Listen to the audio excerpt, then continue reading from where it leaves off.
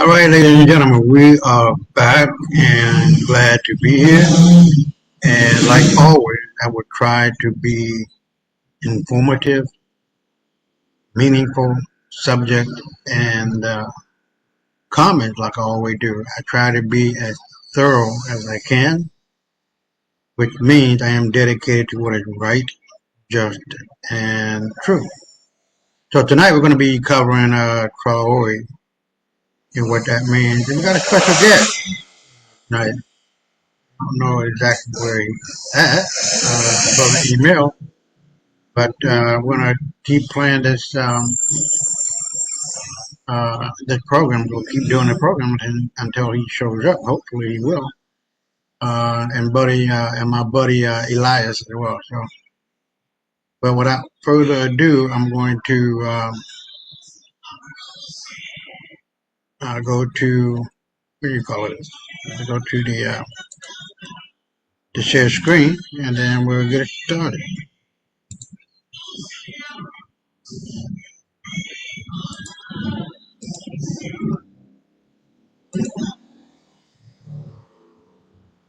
Uh, so I'm gonna have to excuse the noise. Kind of busy and noisy tonight. But I just want you guys to know that I will try to minimize that as much as possible. And like always, I am dedicated to what is true. What is true. In fact, I give no fuck about your feelings or emotions, my feelings and emotions, nothing. What matters is or are facts, right? So tonight, like I was saying, we're going to be covering Traore and what is going on. And why does Europe think that black people, black people worldwide, and in particular Africa, can't do without them? And this is utterly ridiculous. And it boils down to arrogance and pride and the so many centuries of collecting money that's not theirs, gold that's not theirs, and everything else that was beneficial for the African became beneficial for France. And I think France has 4 colonies along with other countries out of Africa and are collecting $500 billion. Now, I don't know, I think it might have been Mitterrand. I don't know if you pronounce that correctly in French, but he said that France cannot survive without Africa. It would sink into and become a third world company, country. And that's true. And if you can remember, um, Haiti tried to dominate. I'm sorry, France tried to dominate Haiti. And Haiti didn't take no shit. France had the biggest army, the most advanced weapons, and everything you can ever imagine. They thought they were going to walk right on in there, do what they got to do, and go home. But through pride and arrogance, they lost the war with Haiti. And now here we are again. France is not going to win. White people do not know how to fight. They know how to fight when black people are involved in that fight.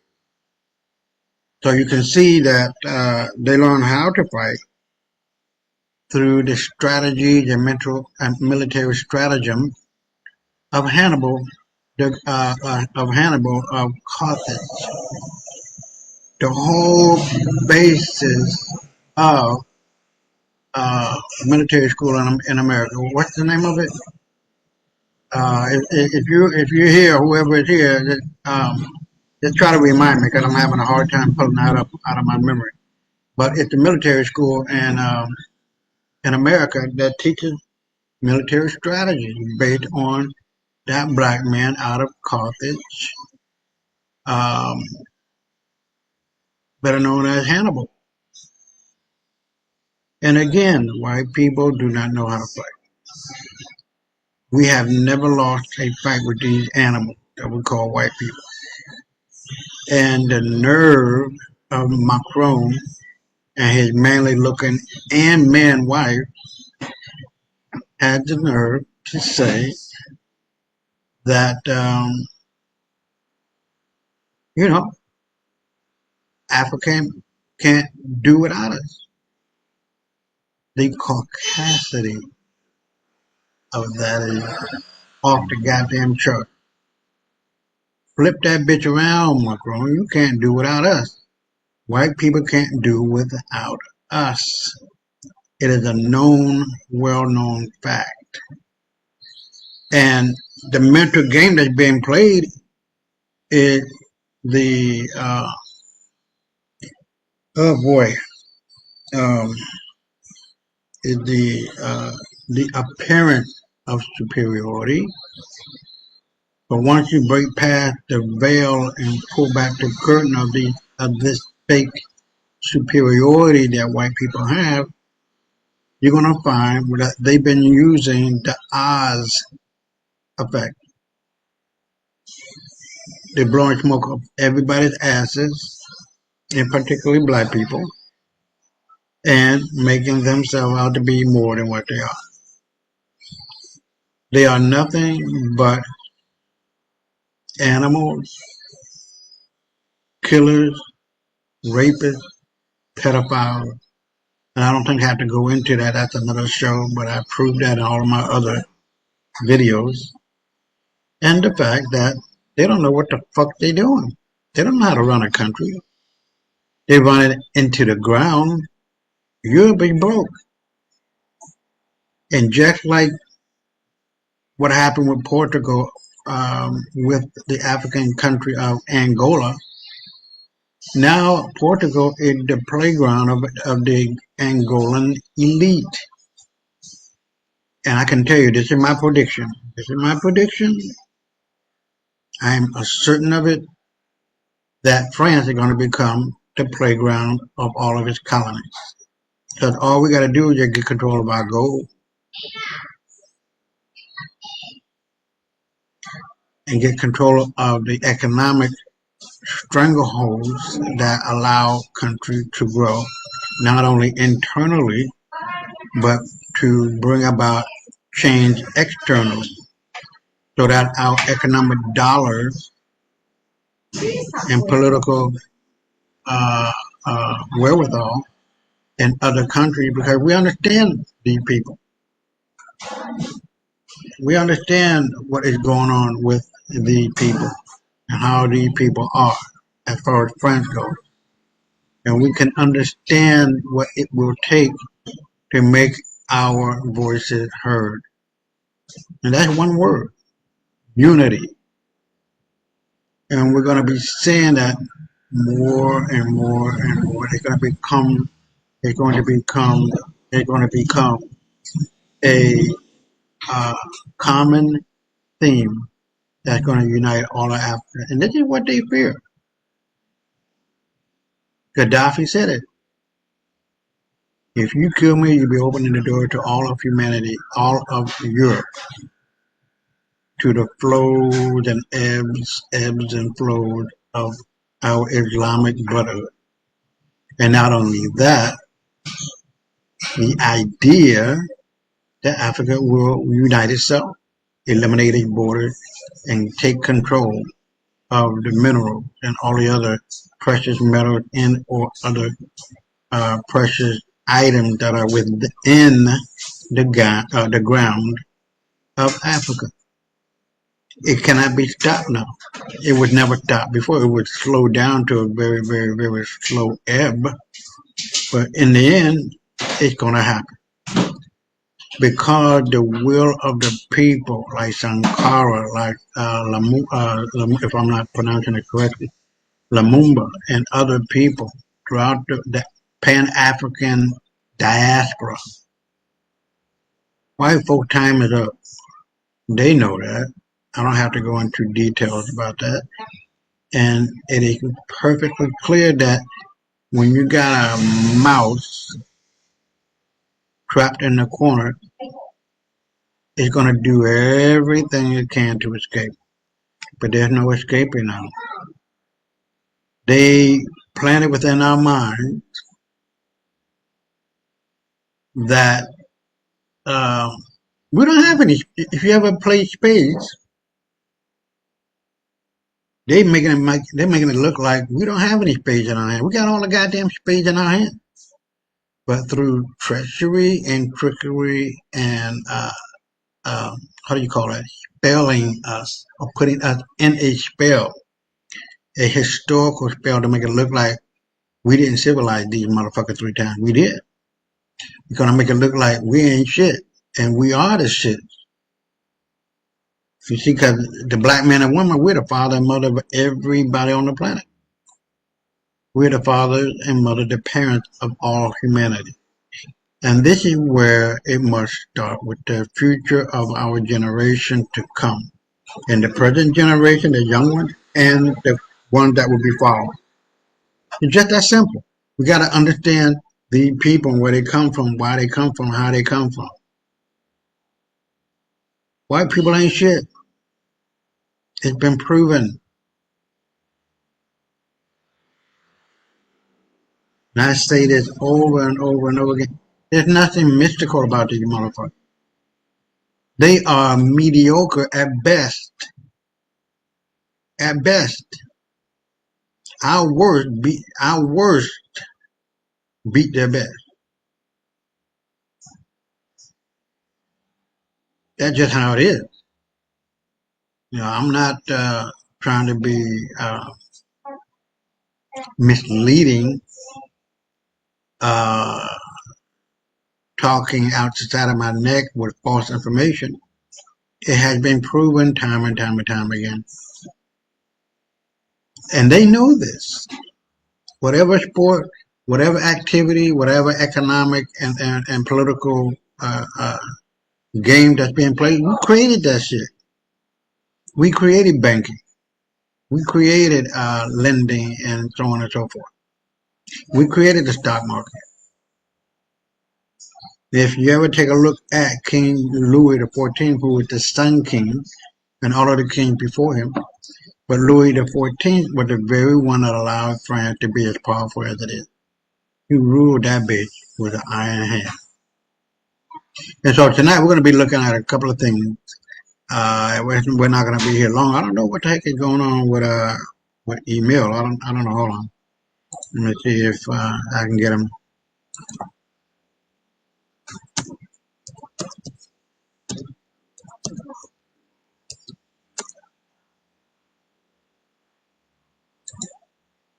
So I'm going to come and hopefully he'll be on. So I'm going to see what the hell is going on. I don't know what's happening. But we're going to go forward and see what the hell is going on. And then hopefully my buddy Elias and Emil will come on. And we'll see what's cracking. But anyways, let me continue on, and we're gonna. No. Okay, here we go. Here we go.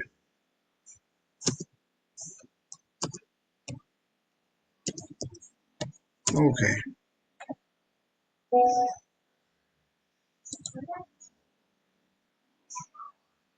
okay. Hold on.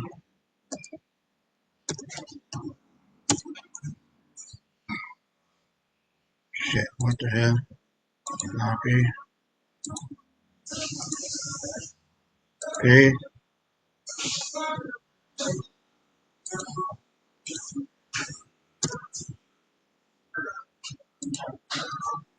Okay. So now he has the link. So hopefully he'll be on. But we're gonna go on, and let's see. Let's give me let's give him 2 minutes and see what's cracking. Um,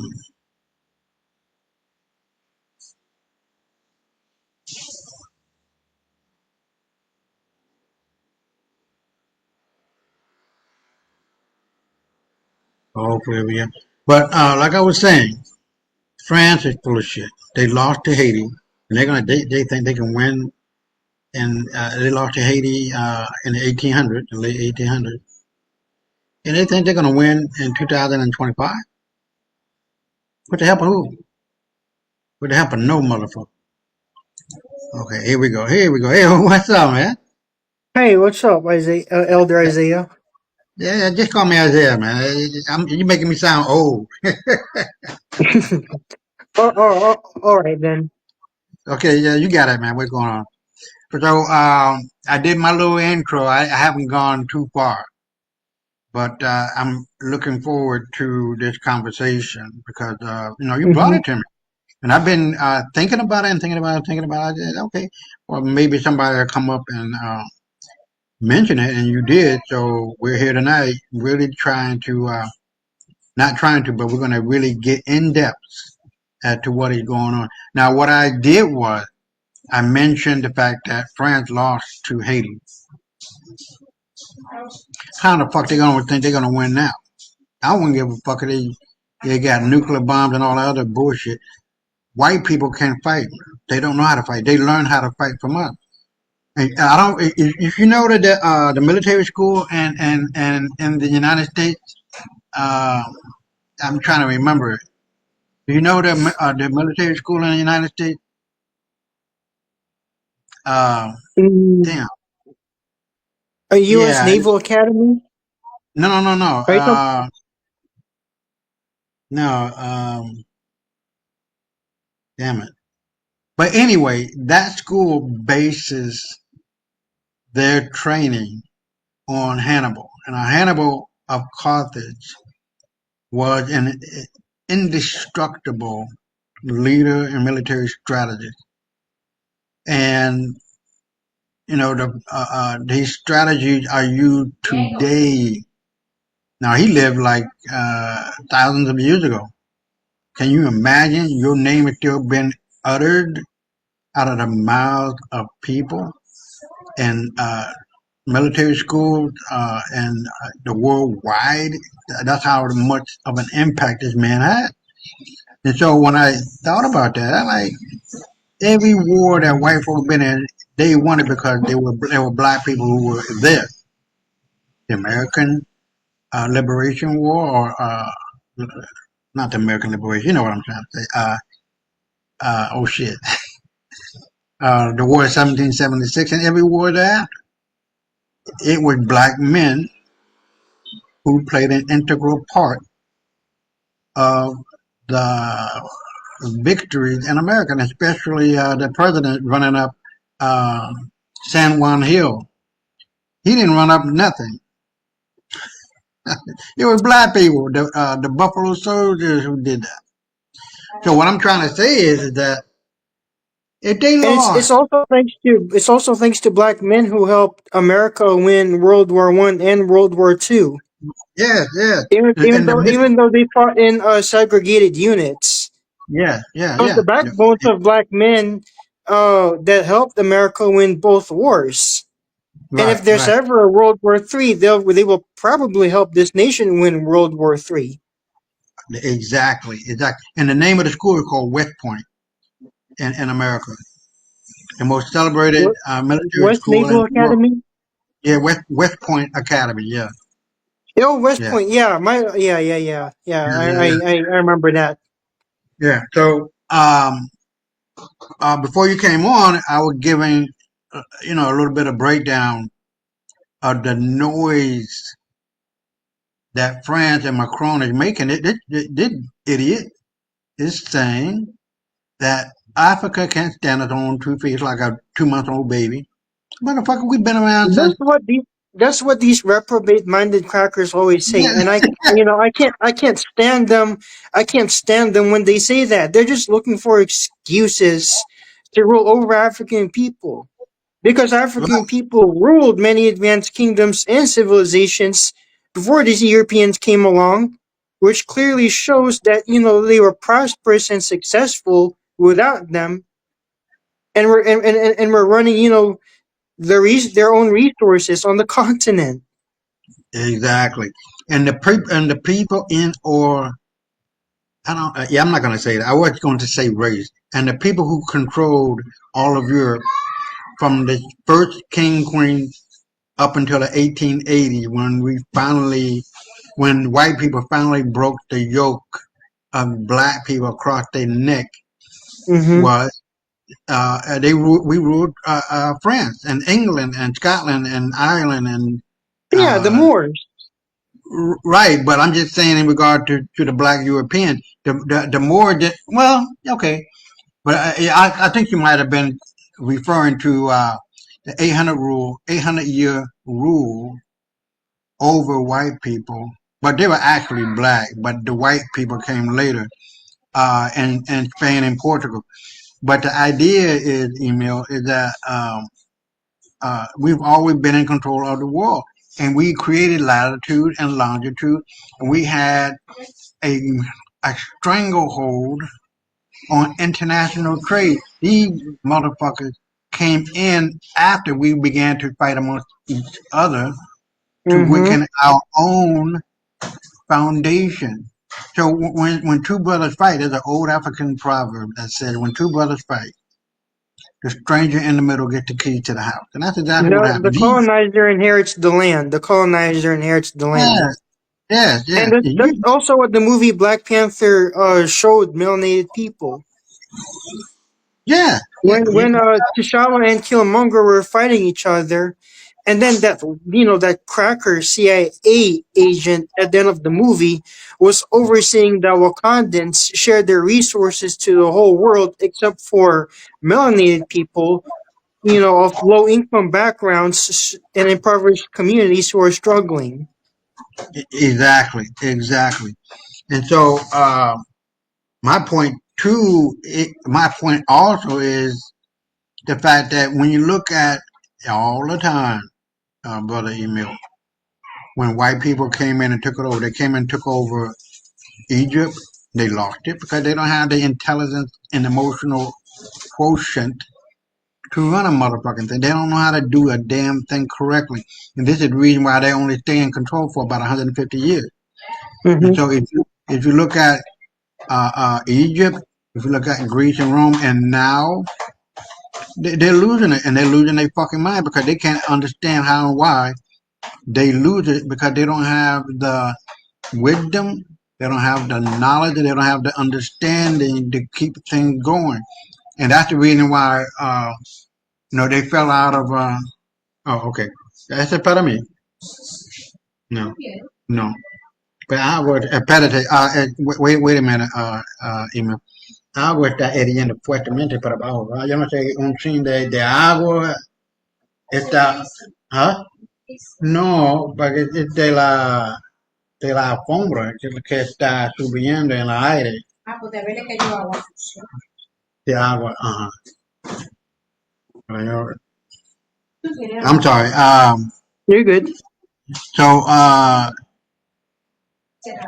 you got to realize these people, man, they've been brainwashed into believing their superiority, but their superiority is based on bullshit, lies, and deceit, which is the subtitle of my book.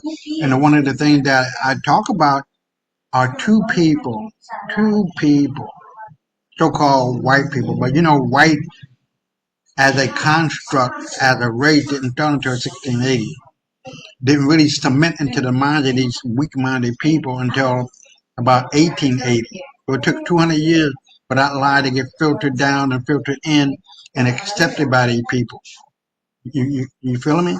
So when you Yep, look yep. at the yeah, so when you're looking at the historical significance of Meisner and Blumenbach, Blumenbach took his funky ass over there to Greece and Rome and looked at a white alabaster statue that was not painted yet. They were going to paint it black because all of the Greeks and all of the Romans were black people. And The Greek gods and goddesses were black too, such as yes, yes, Zeus, yes, Athena, yes, and Heracles. yes, yes, everything. So Nike. was Gilgamesh. So was Yes, Gilgamesh. yes, yes, yes, yes. Exactly. You know the deal. And so when he And came back to what do you know? Are you familiar with shoot, Aesop. Aesop. Yeah, yeah, He's the Greek man who yeah, created all these fables. yeah, yeah, yeah, yeah. Of He's course. black too, because when Yeah, you of look course. at when you look at his animal fables, they're Right. very they Human-like. correlate very well and reminiscent of African animal folk Hmm. tales. Yes, yeah, Yeah. exactly, exactly. And like we were talking about before we continue on to all of these things that we got, I don't think we're going to be here for too much longer. I'm thinking about another hour and 15 minutes or so. But if you look at all of the Greek philosophers that are called white, even even the Greeks who were they weren't white at that point, but it's just for argument's sake, let's call them white. They admit that they get all their shit from Egypt. Not only the Yeah. architecture, not only language, not only the culture, not only custom, but but the gods and goddesses, and the architecture is And and, exactly and, the and same. also the evil eye. Are you familiar with the evil eye? Yeah, yeah, I know what you're talking about. It's Yeah, like the blue eye used to ward off yeah, evil spirits. They got that from the eye of Horus. yeah, It's all too similar. and that's what you see at the top of the pyramid on the back of the dollar. Yeah, Mm-hmm. I wouldn't call it the evil eye, but uh it's in what I've studied. It's uh what the word I'm looking for. I try to choose the word correctly, but it's oh well, but it's akin to the Kabbalah. I don't know if you ever heard of the Kabbalah and the Jewish Are you talking about mysticism. the pineal gland? Yeah, yeah. I mean, yeah. See, but when you look when you look at the Bible, I think it's written because I've spoken to my rabbi, right, and he's very much aware of what's going on. So when if you are a neophyte, a new person coming in, the Bible is written to a level where if you're looking at the Bible from the normal book and you got all of these pages and stuff in it with pictures and stuff, it's written to the point where the initiate can relate to it because it could be like a child reading it. But there are deeper, deeper meaning. I mean, you got mathematics, you got frequency, which is what God is. God is not something in the sky; it's something in you that is like how you can get water level, right? It's not high or it's not low. It's level. So Mm-hmm. when you are awakened, or when you are awakening the God in you, you start low, right? I don't know if you can see me. Oh, here we go. You start low as a kid, and as you grow spiritually, mentally, emotionally, you level out until you become the God that you were intended to be. And so when you begin to understand, it's not gonna. You can live 10,000 lifetimes. You will never know everything. But like I speak with my wife or talk with my wife, it's not about you knowing everything. It's about you knowing, or it's about you feeling everything. And in your feeling, you blossom more because you're not so concentrated on one thing. As you expand, right? It's like a sponge. A sponge come in at at a certain length or width and height, but if it becomes wet, excuse me, if it becomes wet, it expands. So that's exactly what your heart, mind, and soul is like. It's like a sponge. But the more Mm-hmm. open you are, Emil, the more open you are, the greater the chance of you feeling God. And this is when you start to see the very essence of God of everything and everything around you. And that's when you begin to have your burning bush moment. Isn't that wasn't exact? I don't know if the guy ever existed or not, but it's a good story. But even Moses and the burning bush, everybody had that. I've had that experience. You know what I mean? And I can sit here and tell you what they were, but that's a personal thing for me, and perhaps you might not be able to understand it, or feel it, not understand, but feel. Are, Now let me take that back. are You be able to may not be able to understand it, but you can feel it by through your feeling. You can understand. You feel me? Go ahead. are you talking about out of body experiences? Because No, I've no, had no, those. no, no. I'm not. I never had that. I'm gonna be honest. What happened with me, right, is that when I was in, and this is my, I don't share this story often. Very, very, very rare. So I'm gonna do it with you. I remember I was in the second grade. I think you had to be like 6 or 7, somewhere around. And I was highly connected or spiritual at that moment. You know what I mean? I've been like that forever. And I uh, feel you. I feel the same way you feel. yeah, yeah. And you once you connect to that frequency, you let go of all the bullshit. You begin to connect with the God in you. And so when I went to the something told me to go uh, to the locker room where I had my stuff uh, stored for whatever activity that they were going to do. And so I go to to the locker room, well, the boys' locker room, and somehow, some way, my boot, the snow boot, went out of my locker. The other one was in the locker.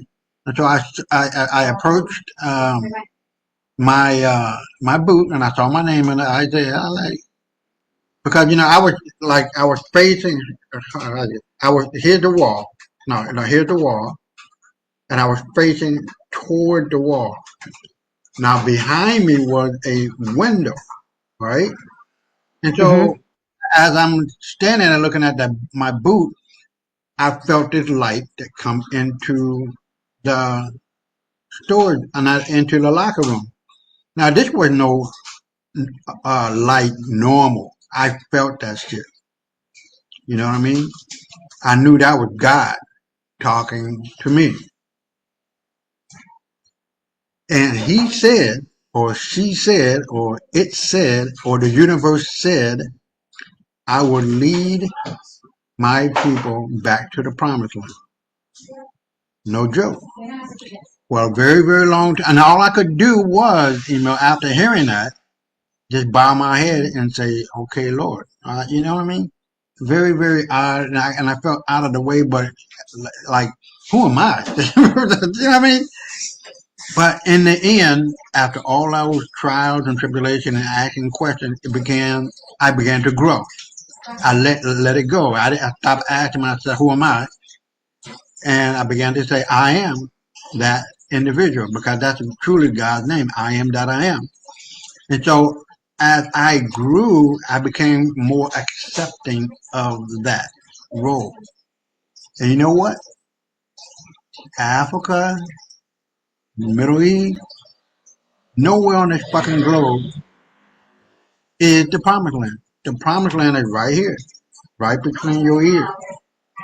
And I can understand that because I've done it myself. I've been at peace. And so when you are at peace with yourself, you are in, it is incumbent upon me, you, and everybody else to help other people to see that the promised land is not in America. It's right inside of you. And the more you connect to the positivity of that, to your own uh, frequency and vibration and all of that, and understanding the geometrical, uh, uh, uh, um, how do you say that, geometrical spirituality of life and the mathematics that is involved in it and how it keeps going and going and going and never stop, it began to make sense to you that you would never stop. You never your life is not based on this world in which we live in. It is connected to the ancients of days, which will never end. So what we are experiencing now is just a, a, a, a, um, a moment in time. Illusion. Yes, yeah, yeah. It's just a moment in time. And the more you stay connected to you and what your principles are, and what your foundation is, and what your goal is in life, you will find yourself being more happy. Because happiness means doing the thing or things in your life that give you meaning, purpose, sense of direction, and fulfillment. Now, those are not my words, it's the words of my mother long before she died.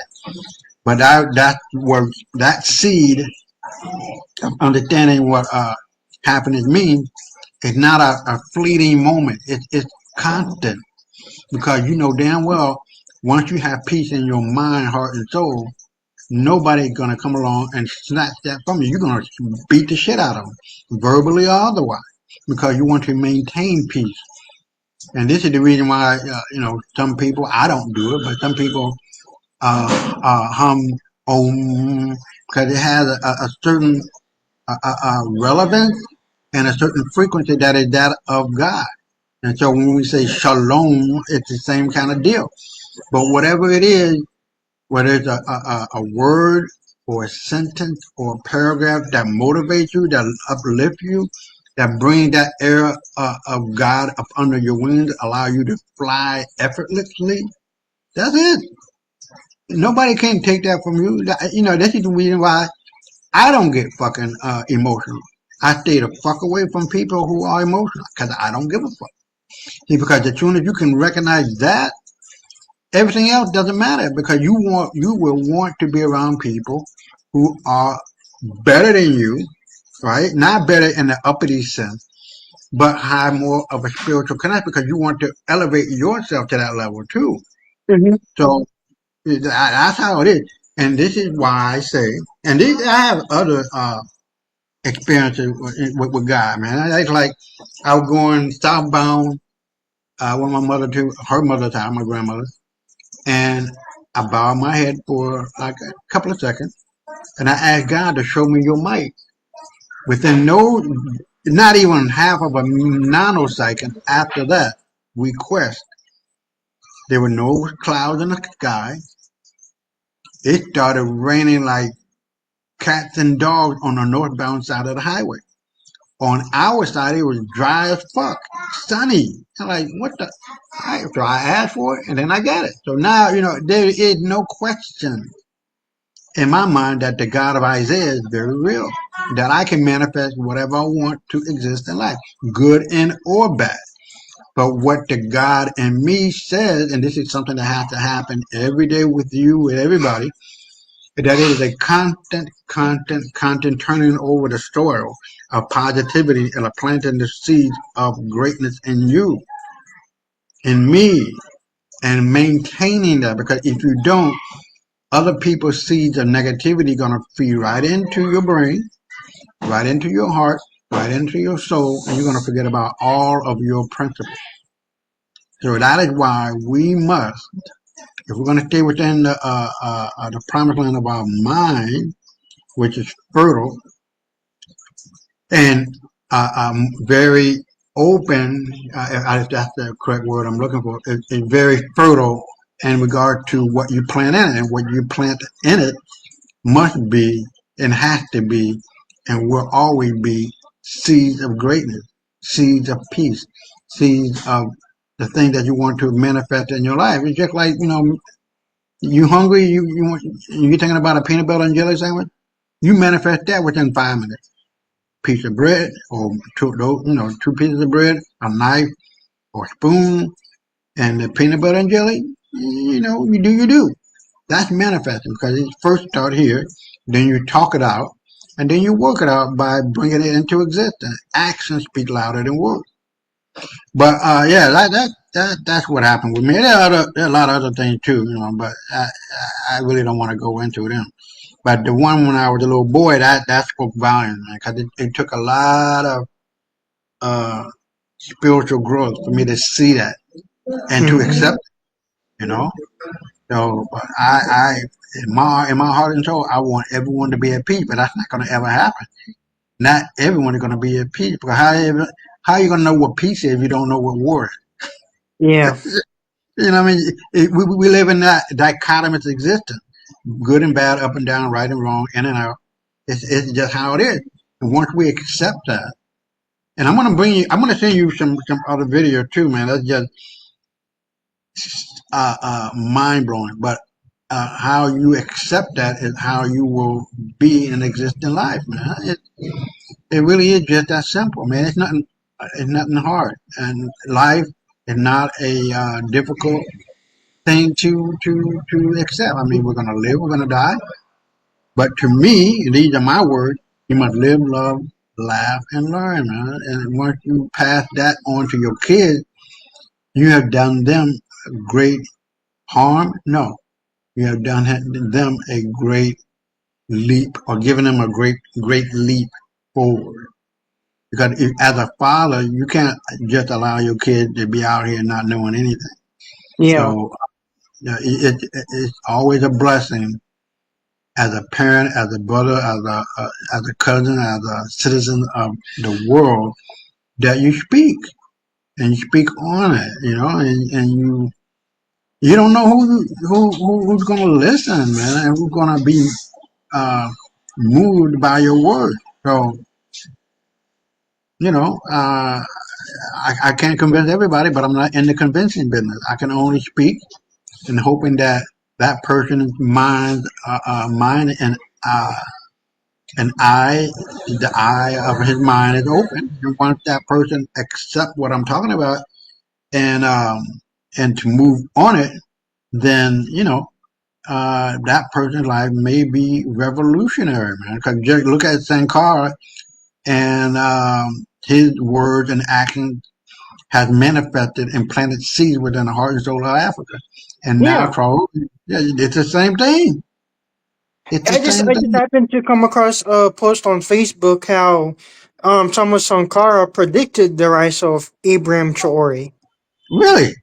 Oh, wow. You Okay. know, one thing I realized from another individual is that no matter how much these crackers keep killing these black leaders, Mhm. they're never going to be successful from it or benefit because just there's just going to be one will rise after another. Yes, yes, that that Because did. and that just shows that melanated people over the world are really and truly the chosen ones of the Most High. Yes, That's why nobody exactly. can ever. That's why no one can ever succeed in destroying y'all. No, because As the scripture says, no weapon against y'all shall prosper, right, right. That and that that. that's what we're seeing. Hmm. So they can physically kill y'all's leaders, but one will always rise after another, and Hmm. put into fruition the ultimate success, prosperity, and liberation of melanin folk. Yes, yes. And I would add also that the will of the people can never be broken. The will of the Hmm. people will never be broken because the will is what will bring about the actions that will not only liberate people but will also elevate them to a higher level where these knuckleheads like Macron and Trump or whatever the case may be, they're peons in regard to what we can do as a people. White folks, like I said, are dumb. They're dumb spiritually, they're dumb mentally, they're dumb emotionally, they're dumb in every facet of life. They have never done anything other than to destroy. And the fourth thing that they brought to the table of humanity were death, destruction, disease, and despair. They don't know how to do anything positive. It's Nothing. it's embedded in their nature. It's embedded in their nature. That's just how they Yeah, are. You're gonna have to take it with a exactly. grain of salt. Yeah, and that's why I mentioned that book to you, The Iceman's Inheritance. I forget the name of the author, but that's an excellent book. That's an excellent book. Outside of mine, but that's an excellent book, man. So it really tells you what their true nature is. And all of what they've done, as far as pedophilia, as far as eating kids, as far as fucking kids, as far as killing kids, as far as, and over the last 4 years or so, they done killed 150 million people plus, and those people are still dying from the vaccine. So, Yeah, it was Bill Gates and Fauci who mostly did yeah, that shit. yeah, yeah. And nobody hasn't arrested these motherfuckers yet. Yeah, because that's the system we live in. This system is run by criminals. I mean, that's why Yeah, Trump is. in office in the first place. He's Yeah, a convicted felon indicted of all yeah, 34 counts, yet he's still in office. right. Because the world is run by criminals. The world is run by criminals. Mhm. That's why we Yeah, pay taxes. That's why we pay taxes. That's why we have to pay for a living. We have to pay to survive. We have to pay to be educated. Well, they all benefit off of that because exactly. they're wicked and criminal minded, I'm not gonna and argue. they just have to they all have to be taken out. And that's Right. why, it's not just Burkina Faso that needs Abraham Traore. Yeah. All other parts of the world, every continent, every Yeah. country needs people like Abraham Traore to take down all these wicked motherfuckers who are running the planet. Yeah, but I always been taught, brother email, before we go on, that evil will always destroy itself in the end, and those who partake in it, always ALWAYS, and in all ways ALLWAYS. That was beaten into me figuratively by my parents. Don't start fucking around with evil and evil people because they'll bring you down. It's not worth getting involved in it because once you it's easier to avoid problems than it is to take yourself out of it. And white folks are knee deep to a gopher's ass in problems, and they're not as successful as they want to pretend. All of Europe is broke, and the You only said all of Europe is broke. yeah they Yeah, broke their them. economy is suffering, and that's judgment on them by the Most High for all the wickedness that they've done. And it's the same with America, as we're seeing right now. Well, but This Angola, system is falling. right? But Angola used to be a colony of Portugal, and they were saying this and that. We're going to rule over you forever. Now look at what happened. Angola has come back from the dead, basically, economically speaking, took control of their wealth and took all of that wealth and started buying up the bonds and the government bond bills and notes of Portugal. And now Portugal is the playground of the Angolan elite and the people. So when the Angolans go there, the police don't fuck with them. You know why? Because money talking bullshit walk. That's the problem. No motherfucker gonna uh, uh, respect a motherfucker that's broke. And this is and this is the reason why France and Germany and all these motherfuckers talking all that shit. But who are they leaning and depending on? Black folk Hmm. out of you know what I mean? So once we stop all that bullshit, start to unite and get united and take that new one currency that represents all of Africa and put all of the resources that's in the ground, above the ground, behind that currency, XRP ain't gonna looking like it's not gonna be looking like shit. We're gonna run XRP. We're gonna run the digital DeFi world. You feel me? So Yep, yep. Africa's not dumb. It was a black guy who created DeFi. So hopefully he'll get his just desert.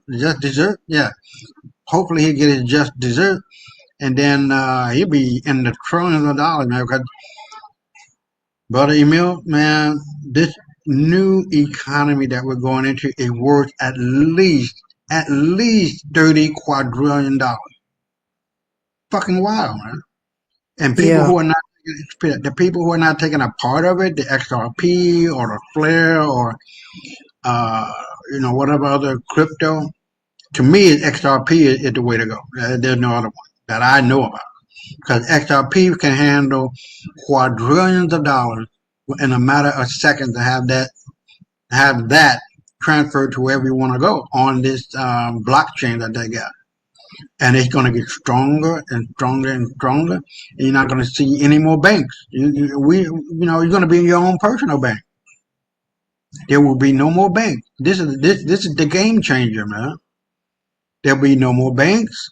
There'll be no more brokerage firms. There will be no more whatever else that we're used to having. We will not have anymore. And I just saw this, today. I just saw my news feed today. This morning on Google.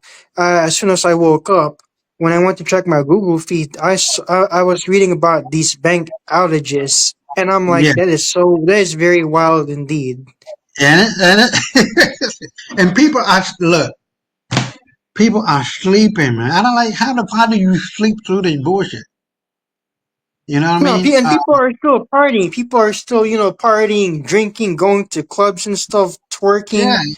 yeah, and they don't even see No, it. no, no, no. This is not a good time to be distracted. And No, I'm gonna no. be honest with you, I didn't pay attention to that Shannon Sharp or bullshit because I think it's another form of distraction created to distract black people even more from bigger issues that's going on. Of course, of course. Not, Let's be real. Let's be real. There are I see a few African Americans on YouTube that are talking about yeah, Abraham Traore, who is the yeah, big deal right now. But right, as a right. collective, does Black America care about Abraham Traore? No. A lot of them still identify themselves as FBA Mm, and spreading all this misconception and hatred towards African people, and also mm, accusing African people of hating Black Americans, and that Black Americans have their own issues to take care of here in the U.S. right, right, right. Yeah, Uh, yeah, and then you have yeah, another you have another large percentage that's not even focused with this stuff that's going on with Black people over the world, but are just focused on the lesser form of things like celebrity gossip, this, that, right. and the fucking third, like what these rappers got going on. Yeah. Mm, I don't know. That's just not the world in reality I live in, and I'm glad mm, because the rest of the people that continue to you know invest in these kinds of worldly distractions, they're gonna be doomed, and right. they're gonna fall. They're gonna fall with the cracker. Of course. And it's like I was saying, evil always destroys itself, and everybody who Yeah. takes part in it, it never fails. It's the ultimate understanding because once you do that, and once you have that understanding firmly anchored in your heart, mind, and soul, you're going to avoid people who are into negativity or evil to whatever degree that may be, because it's not worth it. 'Cause once again, it's going to break your peace in your promised land, and you don't want that happening. Like once you're into trouble, it's easier to get into trouble than it is to get out of it. I mean, and it may cost you. You know Yeah. how you? Yeah, my mother used to say, when you got your hand in the lion's mouth, ease it out. Because if you don't, you try to snatch it out, then you're going to lose your hand and arm probably. But if you're in trouble, Mm-hmm. get out very, very slowly and on purpose. You can't afford it, man. You can't. But anyway, let's go through these. We don't have a hold on. We don't have a lot. Yeah, we don't have a lot, but we have enough to prove our point, and that's what I really like when I do the show. I always like being thorough and looking at the pros and the Mm-hmm. cons of a given situation. So let's go to the first one. Now the first one is 3 minutes. Yeah, a lot of these videos are not very long. I think the longest one was like 10 minutes, but it proved the point. You know what I mean? So we're gonna go to the first one dealing with Papa has a message for Africa, and this guy is really making his point. So let's watch it and see what happens. Amen. Look at a young man of Burkina Faso, Ibrahim Traore. Watch the action of this man. He said, no, Africa is not poor. Africa is rich. The foreign country has made Africa to see them as a poor people. When these foreigners are coming to look for our gold and our oils, and makes our leader to see them as a big people that we needed in our life. The video is kind of breaking up. In their Hold on. knowledge. Say what now? Was the break? Ah, Emil, you here?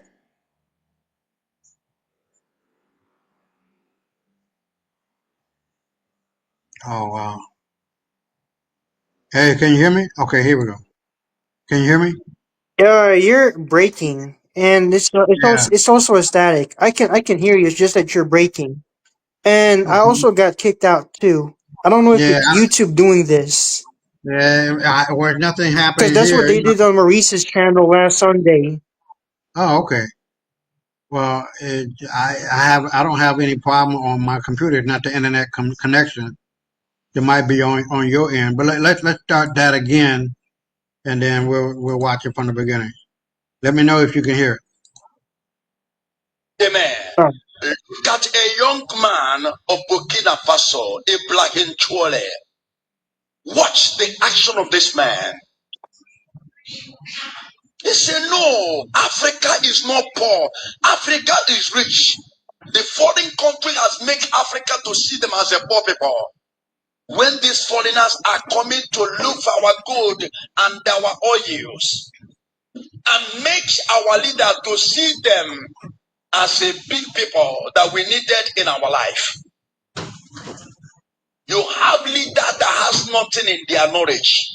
The only thing they are after there is the money, the what they get, and they forget it, that that thing belongs to them. The oil belongs to us. Amen. But look at the oil that belongs to you today. Fuel is always increasing. Go to Burkina Faso, and the man has given free education because you understand the life. These things is their children. These are my children. This is our country. Anything we are paying, is it not our money? We are paying to us our money. What are we doing to ourselves? We rob our children, put inside our pocket in our country. If not for the bad government, robbing your people, collecting tax anyhow, putting in your pocket, banking the banking overseas. Many banking overseas, the money with there, the Nigerian leaders, the money that we bank in overseas is enough for Nigeria. If we share those monies to everybody in Nigeria, every of us will have $1 million.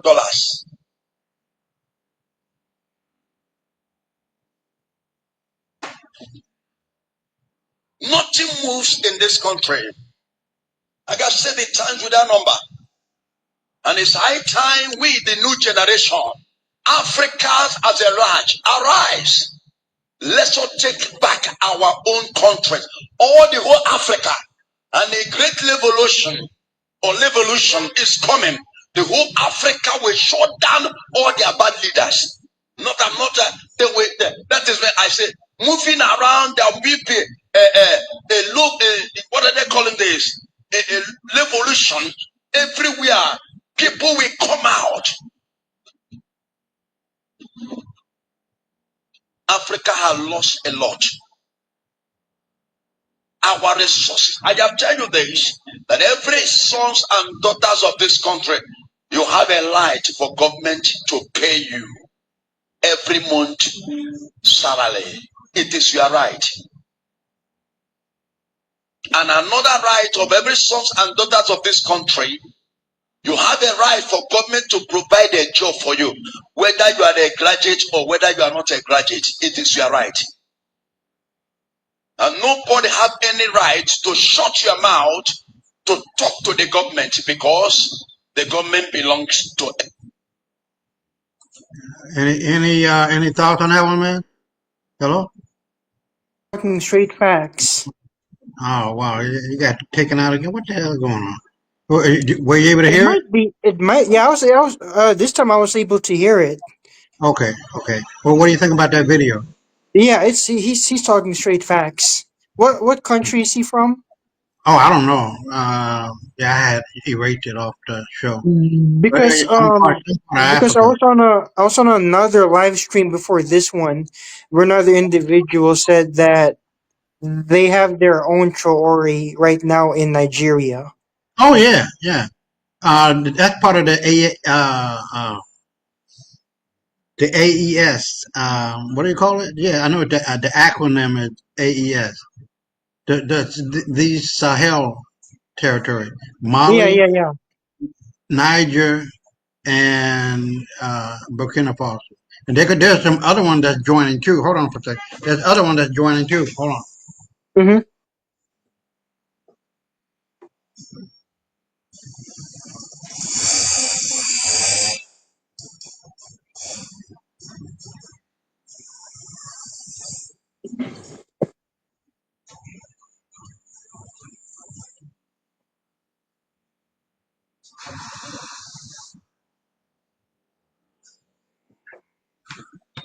Yeah, I'm sorry. I'm trying to find my stick that it scratched my back. I don't know what the hell happened to it. But I guess I'm Oh, gonna he's have to. fine.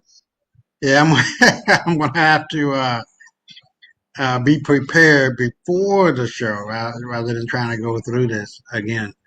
But okay, so we're gonna go to the next video, which is a minute and 15 seconds long, and we'll let it play. Some major breaking news from Burkina Faso.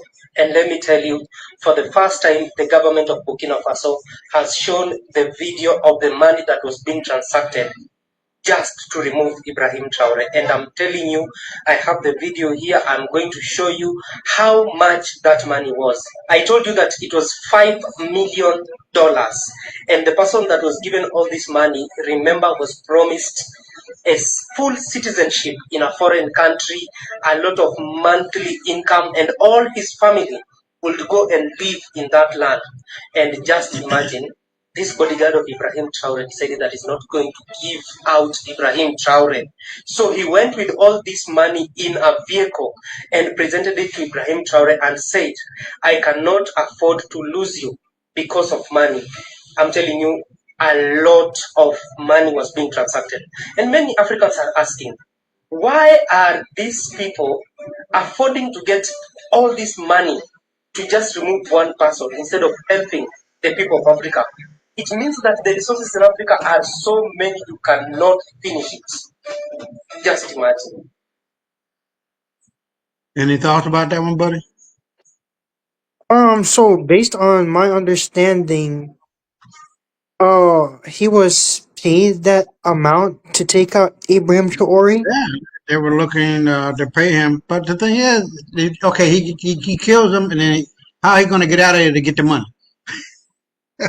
They're gonna kill his ass and catch him. So And it's then not even. I heard in the video that he cannot.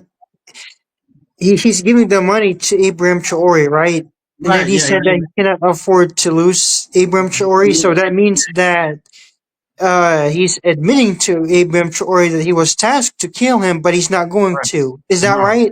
is that right? That is correct. That's all right. That's a man of integrity. That is correct. Yeah.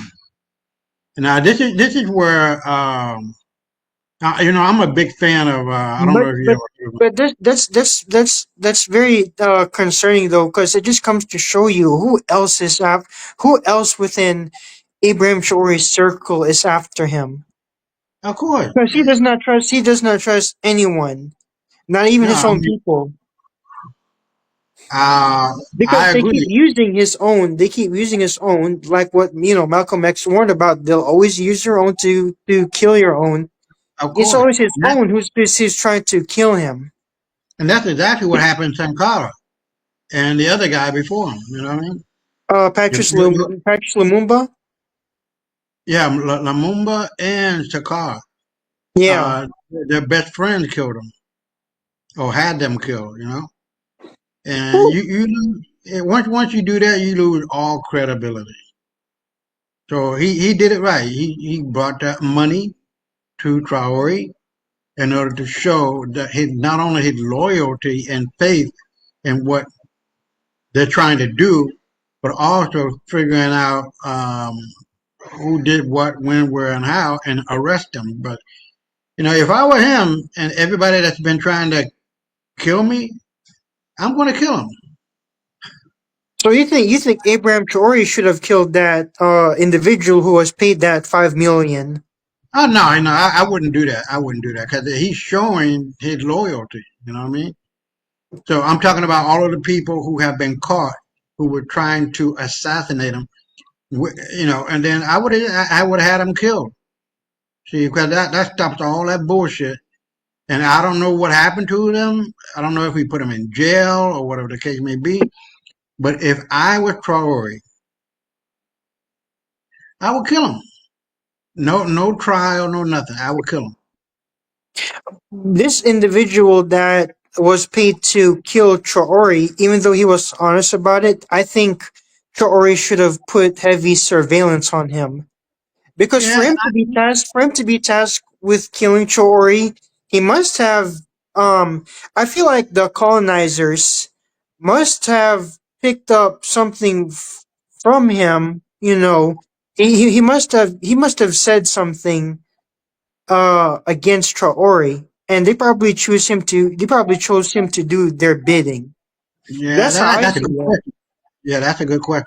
How did they know that this guy would be open to the idea Yeah, of he killing? probably he probably said something opposing Traore, so he was probably tasked and chosen to do the job.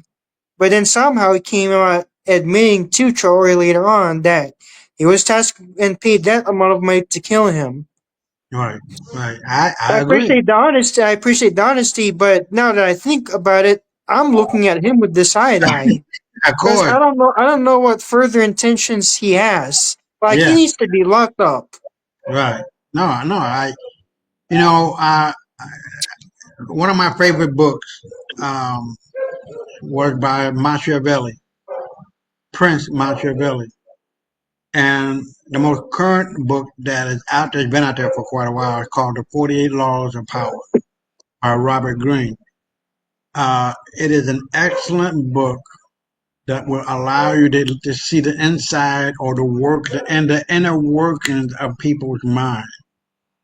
And sometimes you think you trust in someone that you need to be trusted is the one that's going to stab you in the back. But I also think about the Godfather, the movie. Michael Corleone, was it Michael Corleone? He said, no, that was his father. He was saying, keep your friends close, But your but enemy's closer. yes, My mom yes, says that. My mom says that a lot because we have a lot of snakes in our family as well. yeah. There you go. There you go. It Some of which my mom helped get here legally, and then one mm, of them ended up backstabbing her. mm, wow. Well, your mother is very wise, so Mm-hmm. uh, she knows how and what to do with people like that. Yeah. Well, let's go on to the next one. Now, this one is 8 minutes long. Now, this sister really nailed it, in my opinion. So we're gonna take a minute and 8 minutes, almost 9 minutes, and listen to her. Mm-hmm. Some of my colleagues asked me what I thought about Trump actually segregating whites and blacks. And I actually told them straight up, like, honestly, I would love that. Now, they looked at me like I was crazy and they almost spit up their almond milk. And I think they thought that maybe I was saying that out of hatred, but it really isn't about hatred. Here's the thing. I'm not talking about their version of segregation. See, I'm talking about our version of righteous separation, spiritual sovereignty, and black sufficiency. See, the truth of it is that integration was never about freedom. It was finesse. It was a system's way of saying, let's stop them from succeeding independently so we can profit from their brilliance directly. It was about control. And so I want us to be very clear about this. We were never separate but equal. So that's a lie. We were separate and excelling. We had our own schools, we had our own banks, we had our own businesses, and baby, we were thriving. Black Wall Street, they burned it. Rosewood, they bombed it. Wilmington, they overthrew it. Why? Because we were doing too well without them, and they couldn't handle that. And so that's the truth. They didn't really want segregation gone. They wanted control. This is why we know that integration was just repackage of chains. When we were separate, we actually were building and excelling. And when they saw that we could excel without them, then it was like, oh no, we got to take control and make sure that their labor is profiting us. So right around that time, they rolled out this whole standardized testing, ACT and SAT. Y'all remember that? They created this IQ ranking to measure their norms, not our brilliance. And then we were said we were behind when we really weren't. We were just building our own lane, not asking for theirs. See, I don't know about you all, but I'm kind of tired of the lies. It's very exhausting, just the lies that continue to be promoted. And I want to talk about the melanin, because this whole thing that we're not smart enough, that we're not bright enough, is simply just a lie. And so, all this testing that they're doing, and I have kids in school, and they're made to feel that they cannot achieve.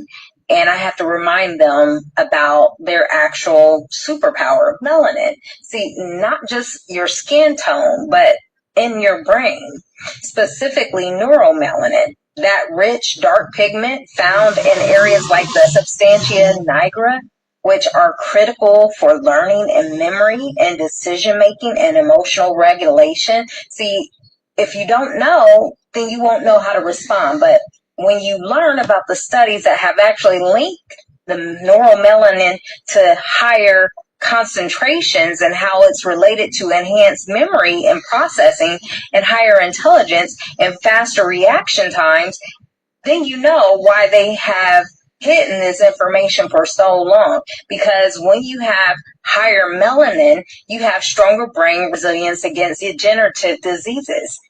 So translation to that is melanin doesn't just make you glow, it makes you grow.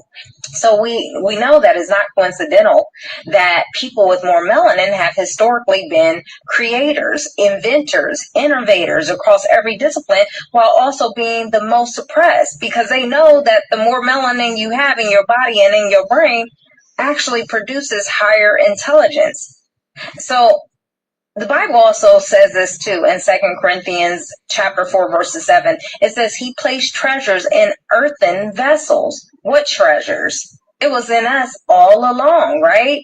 So we have more melanin, and we know that people with less melanin, because it's a recessive gene and it's a mutation, lack the same level of intelligence, many different benefits that come along with that.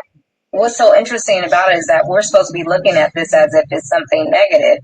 But why is it negative when every other cultural group does this? Group economics. See, the truth of the matter is they have stolen from us so many different things, and yet we still survive. And so I don't want to offend, but I have to be blunt here. When we invented it, they patented it. When we built it, they banked on it. So everything we created, they made sure they benefited off of it. Just like Louis Latimer, he actually developed the light bulb, but Edison got all the glory for it. And this has been going on through history. We know that Granville T. Woods laid the foundation for trains. Corporations got the contracts. Dr. Patricia Bath revolutionized eye surgery. The system licensed the tech. Black music became white record labels, billion-dollar industries off of our talent. Every time we create, they capitalize. We are the genius. but they control the royalties. It's quite interesting, isn't it? So when we talk about the facts and segregation, I want to be very clear. It's not racist. We have to understand the dynamics of this. See, the black dollar actually is the fastest running dollar in America. So let's do the math here. And I think it's quite funny. Black people have spending power over 1.6 trillion. But guess what? That dollar stays in our community just for 6 hours. While the white community, their dollar stays in their community 17 days. And guess what? Asian communities, it stays in their community 20 days. Jewish communities over 3 weeks. Why? Because we're systemically disarmed from owning what we build. And this is no coinky dink. The scripture said this would happen. So now our dollar does the labor, but the system collects the check. And this is why I support segregation on our own terms. See, that 400 years of slavery is over. And when I say that I want us to be segregated, I don't mean oppressed. I mean organize. Let's build black banks again. Let's educate our babies on the truth, not whitewashed lies. And let's support black farmers, black techs, black healing, black brilliance. And no, it doesn't mean I hate white people. No, it means I finally love us enough to stop begging for scraps from a table we built but never welcome to. Mhm. See, the Bible told us about this. Yet we hop, skip, and jump over the fact that Deuteronomy 28, 43, and 44 already said it. It says, the stranger shall rise above you high, and you shall come down low. They shall lend to you, but you shall not lend to them. And this is exactly what has been happening for 400 years plus years. We built houses, businesses, schools, and they took them and taxed them to death. But beloved, there's hope, because Deuteronomy 30 and 3 also says, and Yah will turn your captivity and have compassion upon you, and will return and gather you from all nations. So yes, I welcome segregation, because restoration is already in motion. And I want y'all to understand this. We are not asking for more. We're building. See, we were never given anything from you all. I'm not asking to sit at somebody's table anymore. See, I'm trying to go along with scripture and build my people, gather my people, not because they are more melanated, but because we need to know that we serve the Most High and that He's going to take care of us, because separation was never our curse. It was our covenant. And now it's our strategy. It says to come out from among them, be ye separated. 2 Corinthians chapter 6, verse 17. So this isn't about racism. It's about us reclaiming what is already ours. Man, that's not deep. I don't know what it is. Do you She's have any? she's on point. She's on point. And I think Abraham Traore needs to learn and take from that example, because he might be helping Burkina bees and ultimately African people, but Right. he is still working with the fucking Russians and Chinese, who don't have African people's best interests but their own. I'm talking about the Right. Russians and the Chinese. They're only in Africa for their own interest. So while Hmm. Abraham Traore is pushing back against the West, he also needs to push back against Russia and China. Yeah, Because, I the agree. Russians and the Chinese are also in Africa right now, abusing and taking advantage of African people in their own homeland, creating Chinese restaurants, but not allowing African people into their restaurants, only the Chinese that are living in Africa. Like, what the fuck? African people can no longer afford to sit well with this. They also need to do away with those nations, Yeah, because a few of Black America is waking up, hmm and Africa, all of Africa also needs to start doing the same, because I've been in a lot of their circles on YouTube, and a lot of them still believe that the Russians and Chinese are their friends, and that I'm echoing Western propaganda by saying that they are bad when they really are bad. right, right. And here's Well, another question I have to Black Americans choosing segregation. mhm. I wholeheartedly agree that it's good for Black Americans. I think segregation should come into fruition so that Black people can be independent and succeed off of their own independence and separation. But by Trump enforcing segregation again, does that mean that he intends to completely leave Black Americans alone? I don't think so. Because when you Yeah. look at the history of these whites, they've never ever left, even when y'all were separate back in the day, as the lady pointed out, they still kept coming after y'all's businesses, towns, and establishments, burning it all down, like, as she mentioned, Rosewood and the more infamous Black Wall Street. So I think that when the time comes that Black Americans become separate in America, I think they need to, create their own military structures Yes. so that they can be able to protect their own efficiently, just in case mobs of crackers come after y'all. No. And I rest my mic. No, I agree wholeheartedly. But what concerning about China is the way in which they're building bridges and skyways and highways or whatever with fake material. The steel that they use is not even real steel. So I'm concerned about that, as far as the infrastructure that China is using. And even in some YouTube videos, you can see skyscrapers building 30 stories high coming down, falling down. I'm Because, hearing the I'm yeah, the hearing even material, the food they import is fake. It's made of yes, plastic. yes, Like yes, they're Dutch fucking chinks are giving plastic rice to African children, and they're dying from it. Well, right. not dying per se, but they're No, later on they're in life dying. when they grow up, No, I they see that they're develop dying. infertility issues. Yeah, no, they're dying and having fertility issues too, because Yeah, their yeah. bodies are not right and other things are not right, or other things are not what they claim to be. You're right. But I pray that Burkina Faso, Mali, Niger, and all of the countries that are going to be coming into the AES, these Sahel states, can produce, and they are producing their own food. We don't need fucking China for shit. What do we need them for?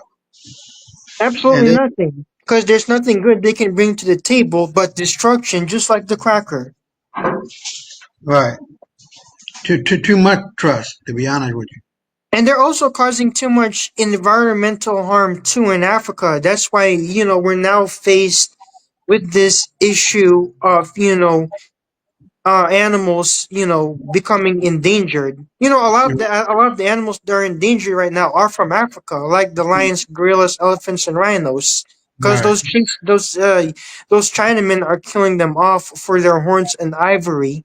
right, Because they have a yeah, fucked up belief system that their horn and ivories are of great medical healing, value, and yeah, then they're cutting down all their destroying all these ecosystems in Africa, like the savannas and stuff, and it's causing a lot of these animals to become displaced. So now that's why we're faced with the issue right now of the earth entering a sixth mass extinction event right. because of the huge environmental harm the Chinese are doing globally. No, I'm not going to argue with you. I mean that is true. But I hope that Traore and other leaders are seeing this. Yeah. I have a hunch that they are aware of it. But we'll see what happens. I'm gonna keep that open for right now. So let's go on to the next video. Let's see where we at. This is not Hmm. long, only 16 seconds. So let's watch it. Yes, and I don't mind calling them out, but Traore and Burkina Faso. Perroquet sauvage. Nah, that was kind He should be the one taken out, not Ibrahim Traore. of right. Yeah, that's an idiot. But Oh, you gotta dude, speaking of follow order. idiots, yeah, speaking of idiots, shit, while we're at it right now, there's a YouTuber named Lady Boule who says, and she's Yeah, an yeah, elderly black woman. She said yeah. that. She said that fucking Michael Langley's doing a good job. What good job is he doing? Now I'm gonna show that video with Lady Boule. Yeah, she made like two videos honoring and praising Michael Langley. Like, what the fuck? And I Right, see a lot of people in the comment section calling her out for it. But right. I'll be right back. You can what you about to play next? This one's only a minute I long, so I just I just I just gotta use the restroom real quick. It oh, won't be okay, too long. Yeah, cause okay, I've been stressed out and just keeping myself hydrated the whole day. right. I'll be Oh, right okay, back. okay. So while we're waiting on him, I just want to give my comment about what's going on with the world. To be honest with you, there are a lot of so-called people across the globe, uh, or the flat Earth, if you're a flat earther, who are in support of Traore, and it's just amazing the turnout that is coming on, that is being turned out for this man. He's very much loved, and he will be the president of the Sahel states and all of Africa. And once Africa is united and given its introduction of its own currency with all of the resources in the ground and above the ground that uh, Burkina Bay has, or Burkina Faso has, it's over. And the mighty words of Gaddafi's prediction about a united Africa is coming true. You cannot stop what's in the heart, soul, and mind of the people. You just cannot, and that will never happen. So I truly believe that Africa will rise and will take over the globe because we've been running it since like forever.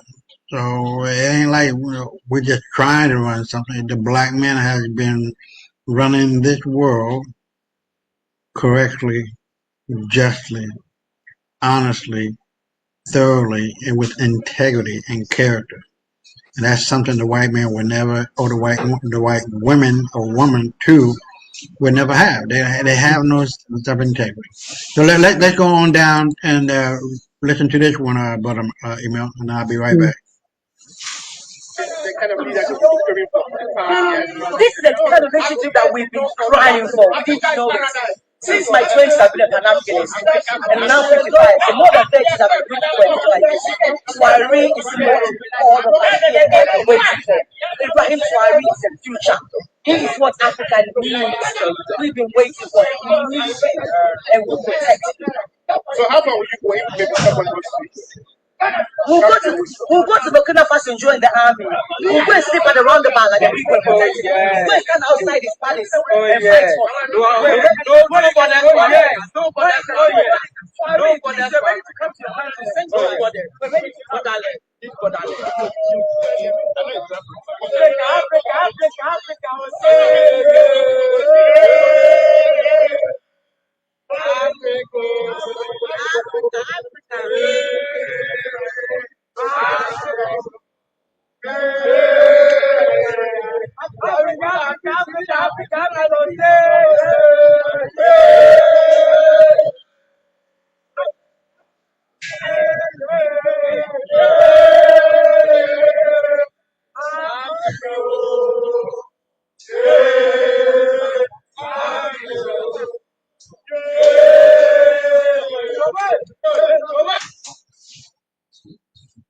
And then let's read this one because this one is not a video, but it's got some very moving words to it.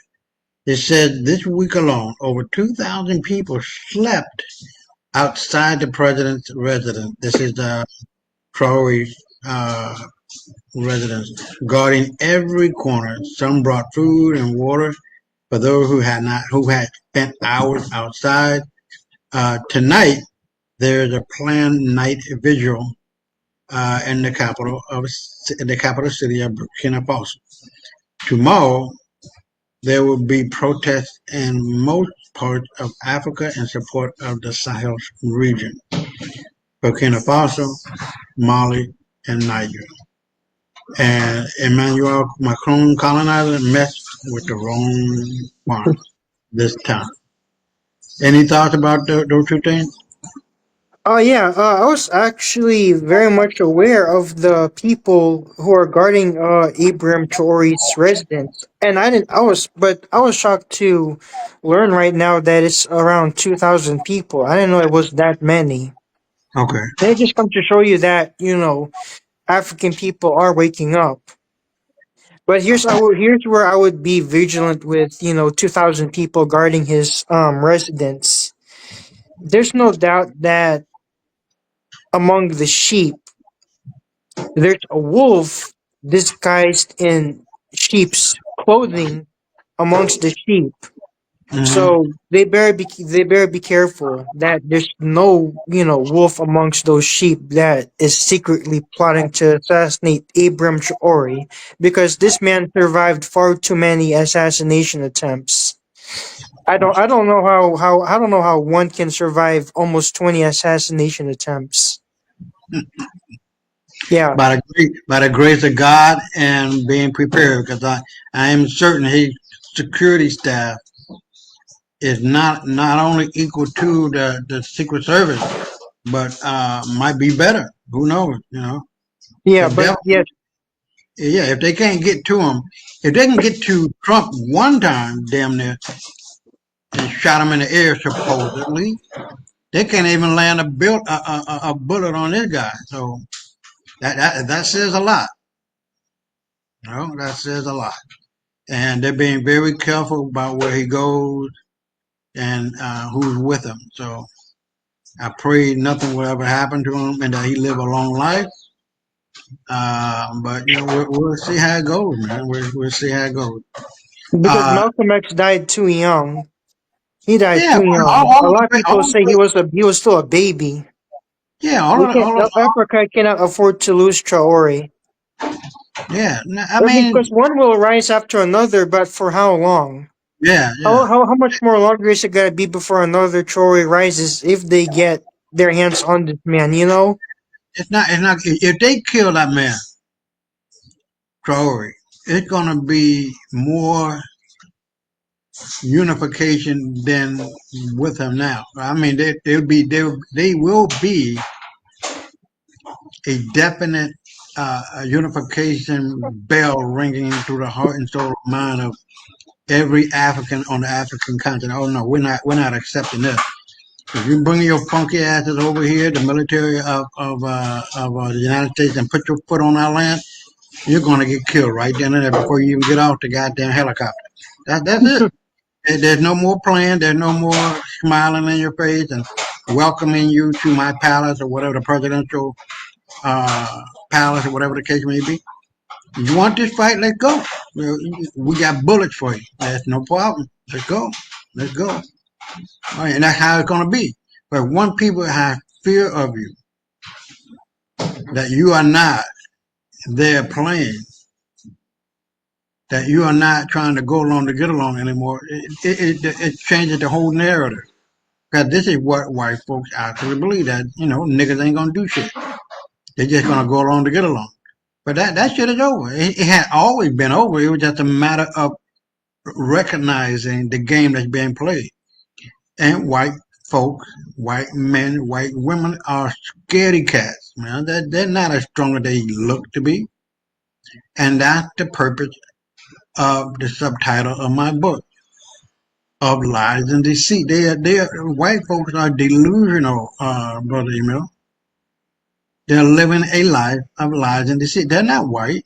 They're not Caucasian. They're not Aryan. They're not Anglo-Saxon. They're not this, that, and the other. They're a bunch of bitch ass niggas.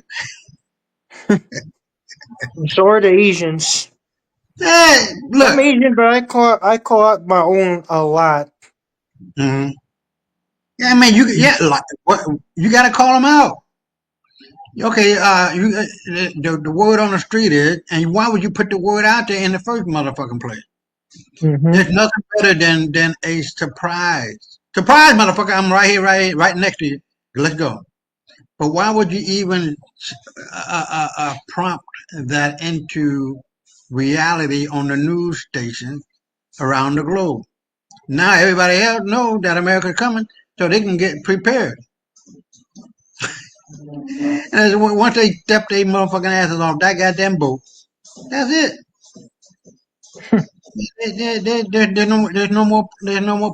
There's no more plan, man. Macron's not gonna bring his funky ass up in there. They're gonna kill him. Just that goddamn simple. You going, gay ass motherfucker? We know you're gay. You've been fucked in your ass by your wannabe wife. That's not a woman. That's a real man that turned you out when you were a king, when you were a kid, 13, 14, 15, 18 years old. Fuck that motherfucker. I even wrote a letter on X to uh, Macron telling him leave uh, Burkina Faso alone because you're not gonna win a war with them. Were there Just people like trolling you when no, you wrote the letter to him? Were there people trolling I'm pretty you? sure. I'm not the only one writing to it. I'm pretty sure. But the idea is that France lost to Haiti. Haiti didn't have any, modern weapons and a million men. Yeah, It's impoverished. Haiti's no, unfortunately impoverished.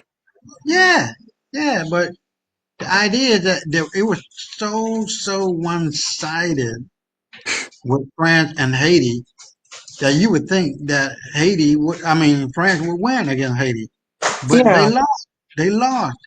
The reason why is because Haiti was not playing. They were serious about their liberation. When you become serious, Emil, the game is up.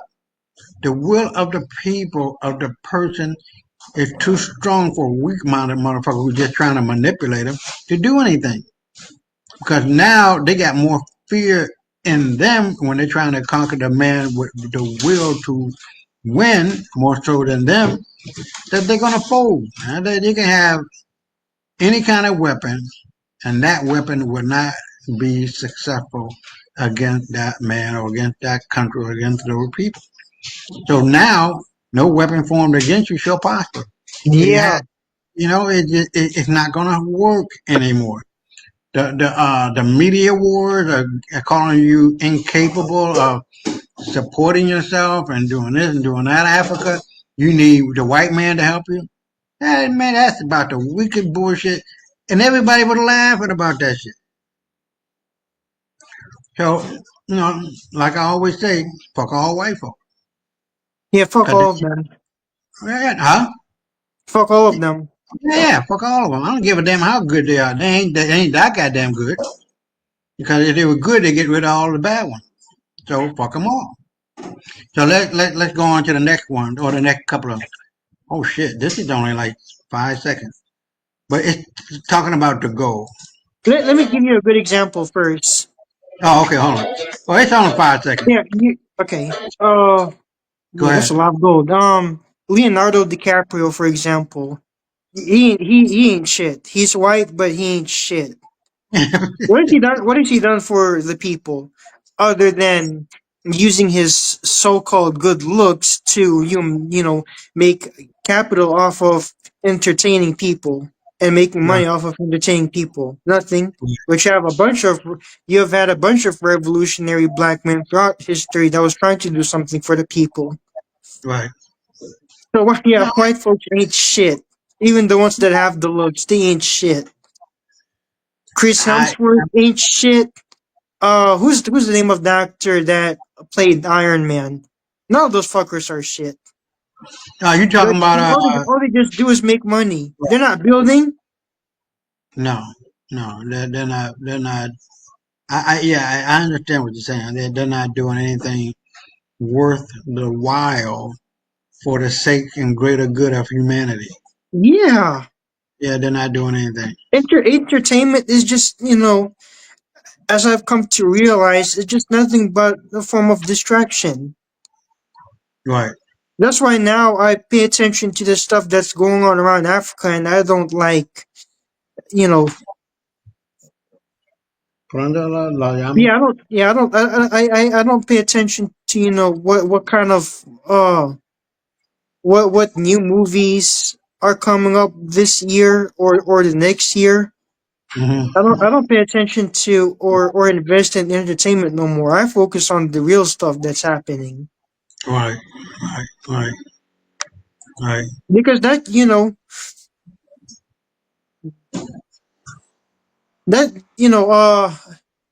an opened eye can save a lot of people. Hmm. Of An open eye and an open mind can save a lot of people. course, of course. Because as a people, we have the habit of repeating and redoing shit. Well, we are dumbed down as well through entertainment, music, yeah, I and even through lifestyle like drinking and partying. Yeah, we've come a long way, man. I'm called boring for not indulging in those kind of activities, but it is what it is. I mean, yeah, Because yeah, I know deep down inside that I'm not going to be destroyed, but the people that keep partaking in those indulgences are going to be destroyed eventually. Because they don't have a clue what's going on. I was about to say that they don't have a clue as to No, they don't. what really going on. And the more you realize and awaken consciously, you will realize that this world is just, filled with too much wicked people, and there's just not enough of us who are in this truth and form of consciousness, and it feels as if we're alone in the spiritual awakening. Right, right, and that comes through a lot of dedicated work, internal work and external work. And you gotta be connected with both. You gotta do that work because if you don't do that work, and you're not gonna be who you are supposed to be and growing constantly. You just don't stand still. Just like water, if you put water in a bucket and just leave it outside, it's not moving. It'll go bad on you at some point. And you gotta water has to flow in order to keep it crisp, keep it fresh, and keep it moving. Because if it stops, then it'll go bad on itself. You can't afford that. So Hmm. be like water. Be like Bruce Lee would say, be like water. You don't stop. Still waters run deep. Yeah, and carve. It'll keep crashing against rock until that rock starts to give way. It never ceases. And I think Traore sees that the wave of the people is going to crash all up upon the rock or in sandy beaches of France like it has never been done before. Not And just that, France, but all of Europe. yeah, yeah, yeah, exactly, exactly. But Because I'm just saying, the fucking Germans are still in Namibia. The fucking Portuguese are still in Angola, Mozambique, Sao Tome Principe, and what's Guinea-Bissau. All those motherfuckers are still down there in Africa. It's not just the French. right, but as far as Angola and Portugal, Angola now rules over Portugal, economically speaking. That cannot be changed. They might be mad, but like I always said, and had said earlier, money talks and bullshit walks. They got this shit together. They got control of the economy, the Angolan people, and now their money talk. When they go to Portugal can't do nothing without them saying so. They own the banks. You know what I mean? And the whole economic infrastructure of Portugal. So Hmm. let's continue on. And now this one is just a picture. It says President Chad Mohammed Deby, the president of Chad. I'm sorry, Mohammed Deby has ordered all French troops out of the country. All of them are. Yeah, yeah, yeah.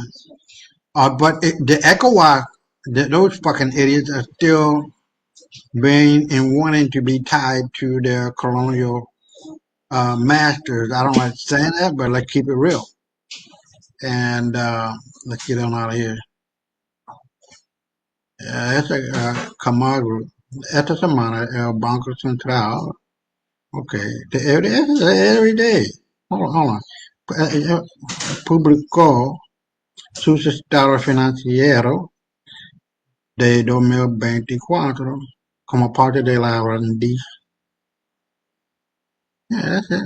Parte de la rendición de cuentas estatutaria del BCRD. Estos estados difíciles de leer y de comprender me provocan preguntas importantes. I'm going to have to read this uh, later, but it's basically saying that they're backing the start of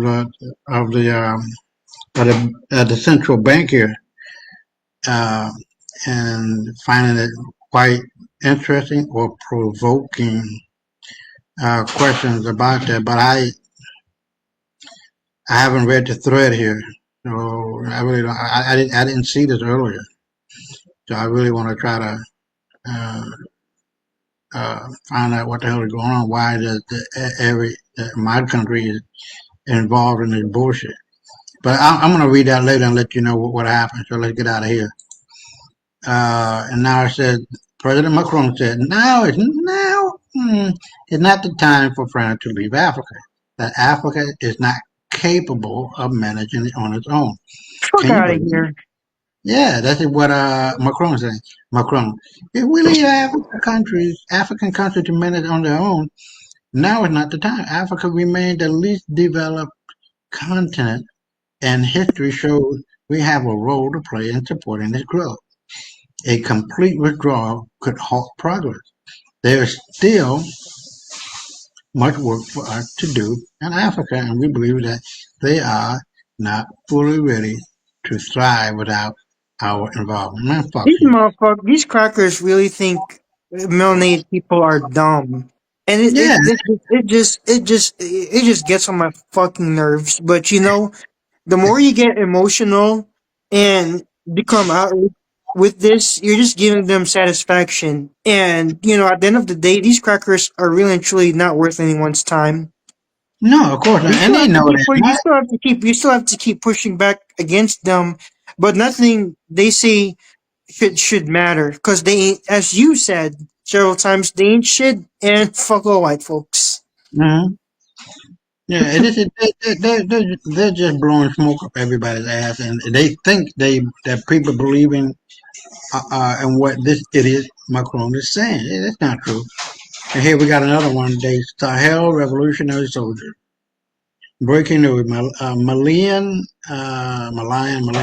president speak out about his experience fighting alongside French imperialist troops. Mali Rising! General Assimi Goita speaks out. I fought side by side with the French. Like, this is important.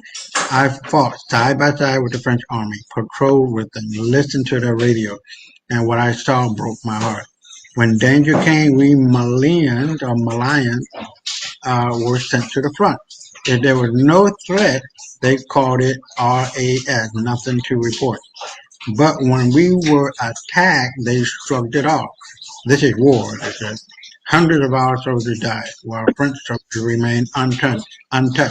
While French soldiers remained untouched. The people who getting their fucking bullets were the Malians. I'll never forget the day near Kidal. We could almost taste the victory, but then order came: do not enter Kidal. Some of us tried to move forward. They threatened to shoot us in the head that day. I cried like a child. Later, I watched with my own eyes the French handing fuel and pickup trucks to the rebels. They smiled at us as if mocking our suffering. When we spoke up, they betrayed us, even setting us up to be arrested by the rebels. On their radio, they celebrated mission accomplished. Despite everything, I never gave up. They tried to break us, but instead they made us stronger. I trained harder, studied the battlefield, and learned the truth. Mali's future is in our hands, not in theirs. I know the North like the back of my hand. I know who the real enemy is or are, and I swear with my brothers in arms we will liberate Mali. We are not politicians. We are not puppets. We are liberators. Mali is a rich land full of promise, and together we will make it shine. So you can see, white folks don't know how to fight. They're always putting niggas up in the front. And we know this. As soon as we know this, as soon as we know that we have all the spades in our hands, it's over. This motherfucker wannabe has all of the caucasity to say that because nobody putting his feet to the fire. He's not being tested. He's a gay ass motherfucker. Got fucked in his ass. I can tell Literally. he's a punk ass. Yeah, yeah. I can just tell he looks like someone that Yeah, he, I'm not gonna say anymore. nah, But yeah. No, you get the idea. He looks like a fucking faggot. yeah, he's a bitch ass nigga. That's Yeah. man, come on, man. But we know in what direction this is gonna go. They're gonna just like they lost to Haiti, they're gonna lose here as well. Now here's another one. I imagine, and this is the evaluator. I don't know what. Obviously, a guy from Africa. I hope with the flag. I think that's the Burkina flag. Yeah, I am. that's the flag of Burkina Faso. Oh, okay. Oh no, no. It says, imagine thinking you can bring down the most supported, loved leader in Africa and expecting people not to revolt. You're playing a very dangerous game, Macron and Langley. This is not 1902. This is a different era. You touch Traore, you touch Africa, and it's gonna Well, be hell of I hope it's just not all talk. I hope that, if big if they end up taking him out, I really hope that, it's not all just talk. I hope that they really kill these motherfuckers. yeah. If they take out Traore. I hope it's just not talk.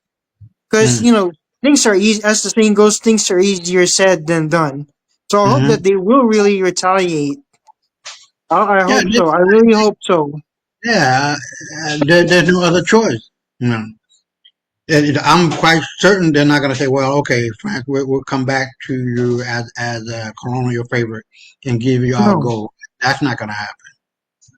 That's not happening. And what I just heard today, or or I saw on the video, is that they forsake the French franc, started their own currency, and backing it with gold, and everybody in Burkina Faso and other African nations, especially these Sahel states, adopted the gold coin as its foundational money in Burkina Faso. So it's over, and that's what they are fearing. They're hoping that they can plant these seeds of negativity in the mind, heart, and soul of Traore and other people. But that's over with. Everybody's laughing at this motherfucker, and they know that France is depending on Africa, not the other way around. So let's get to the other one. This is the one that you were talking about, I think, with Lady Boulay. Yeah, but she made no notice she says I stand by what I said. So Yeah. indicating she made a video before that. Oh, okay. Well, let's Yeah, listen to this one. Let's listen yeah. to this one and let's see what she's talking about. I heard it, but I don't remember it all of it. Hold on.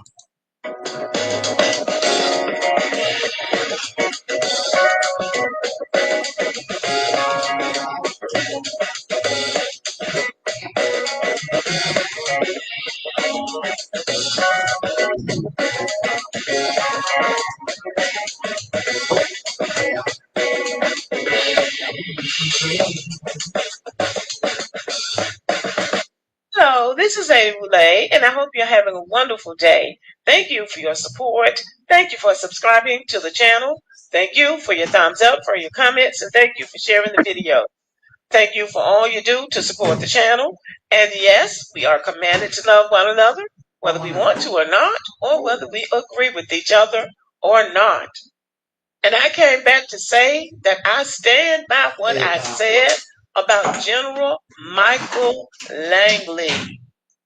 I stand by what I said. You don't have to agree with me, and I don't have to agree with you.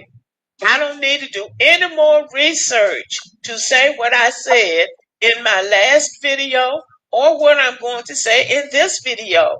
All the research in the world is not going to make me run with a crowd. I stand by what I said. I started off by saying I want President Traore to win. This breakthrough DIY method generates nearly free electricity for life. No noisy generators, no... I want him to win. I want the Yeah, people right. of Burkina Faso to win. I am a descendant of the transatlantic slave trade. Unlike a lot of Black Americans now who are running around calling themselves Indians or natives or whatever, I'm not that. I am a descendant of the transatlantic slave trade of Africa. Many of us came out of the old Malian Empire. Burkina Faso was a part of the old Malian Empire. So my family members could well have come out of that empire. So I am not rooting against those people. I'm for those people. I'm for their independence and I'm for them being able to benefit from their resources and thrive. But I am not going to throw a Black American general under the bus because everybody has an opinion because of something he said before a Senate hearing. He was speaking to the United States government. The United States has been in Africa for ages, getting resources. In this particular instance, it seems that President Traore is giving America a hard time. So yes, he's gonna talk shit about him. That's what they do. That doesn't mean that he's gonna put a hit out on him. If anybody puts a hit out on him, it's gonna be France. And if anybody carries it out, it's gonna be one of his own soldiers. I stand by that too. Because that's who's been doing it. All those 20 assassination attempts that's been done on his life and all of those coups that they've tried to pull off have been done by his own people. I stand by what I said. And if something like that were to happen, the next excuse would be, oh yeah, the United States pushed them up to it. Oh yeah, France pushed them up to it. No, they didn't. Greed pushed them up to it. Selfishness pushed them up to it. Tribalism pushed them up to it. You give them a few $100,000, maybe $1 million now, a villa in France and a white woman and a little bit of status, and Traore is gone. They've been pulling that shit off all along before General Langley got there. So y'all can miss me with all this BS. And I didn't need to do any more research to form this opinion. You do your research. And if Traore is using the resources of Burkina Faso to keep himself and his family safe, that shows he's a very smart man because he knows what he's up against better than anybody. And as somebody pointed out in the comment section of that last video, if America is so bad, why do so many of them want to get over here? And time they get over here, they turn on us. Many of them do. If France is so bad, why are all of them trying to get over there? The hypocrisy is what gets me.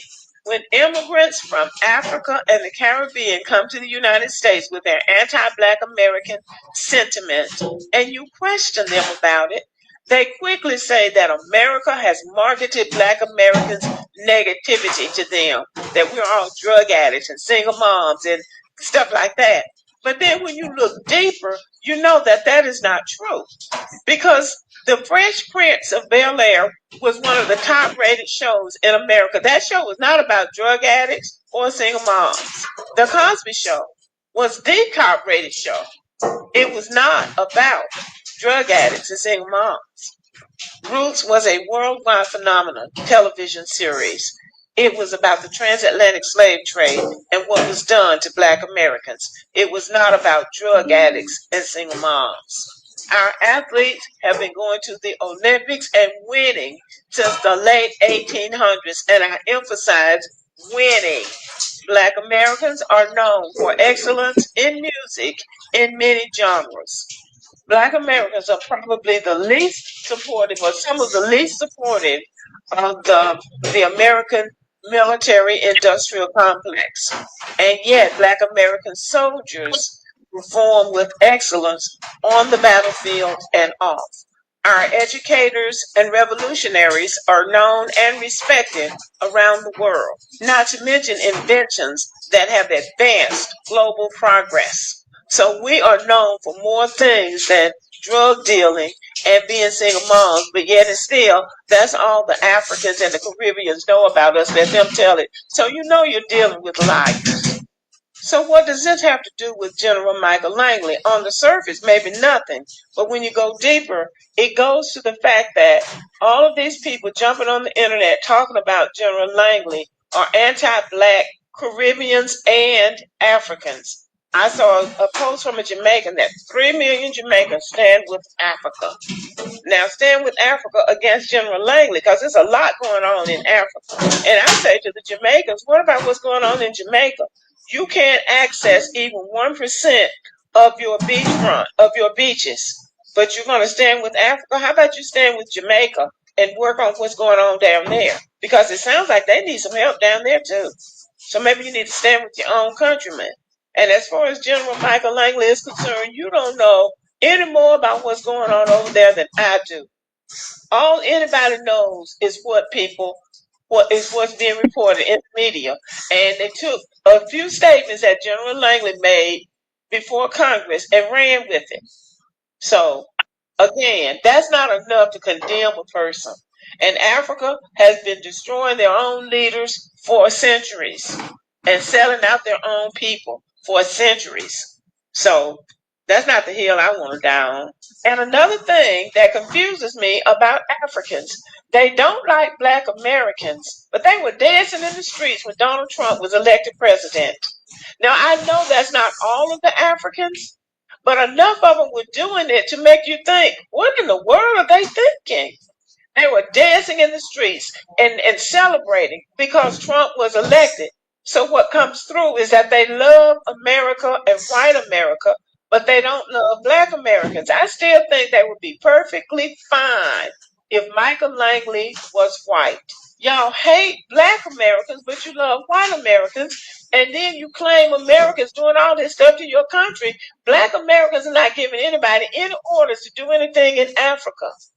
That is coming from the top of the American government.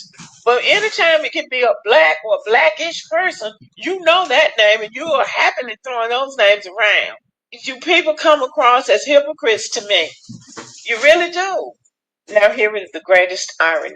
Of all the comments that came under that video that I posted yesterday, some of the best comments, and when I say best, I mean some of the most measured and the ones that provided the most information in an objective way, I thought, came from Africans. There were not a lot, but there were enough to let me know that I'm not out there in left field like everybody's trying to make me think.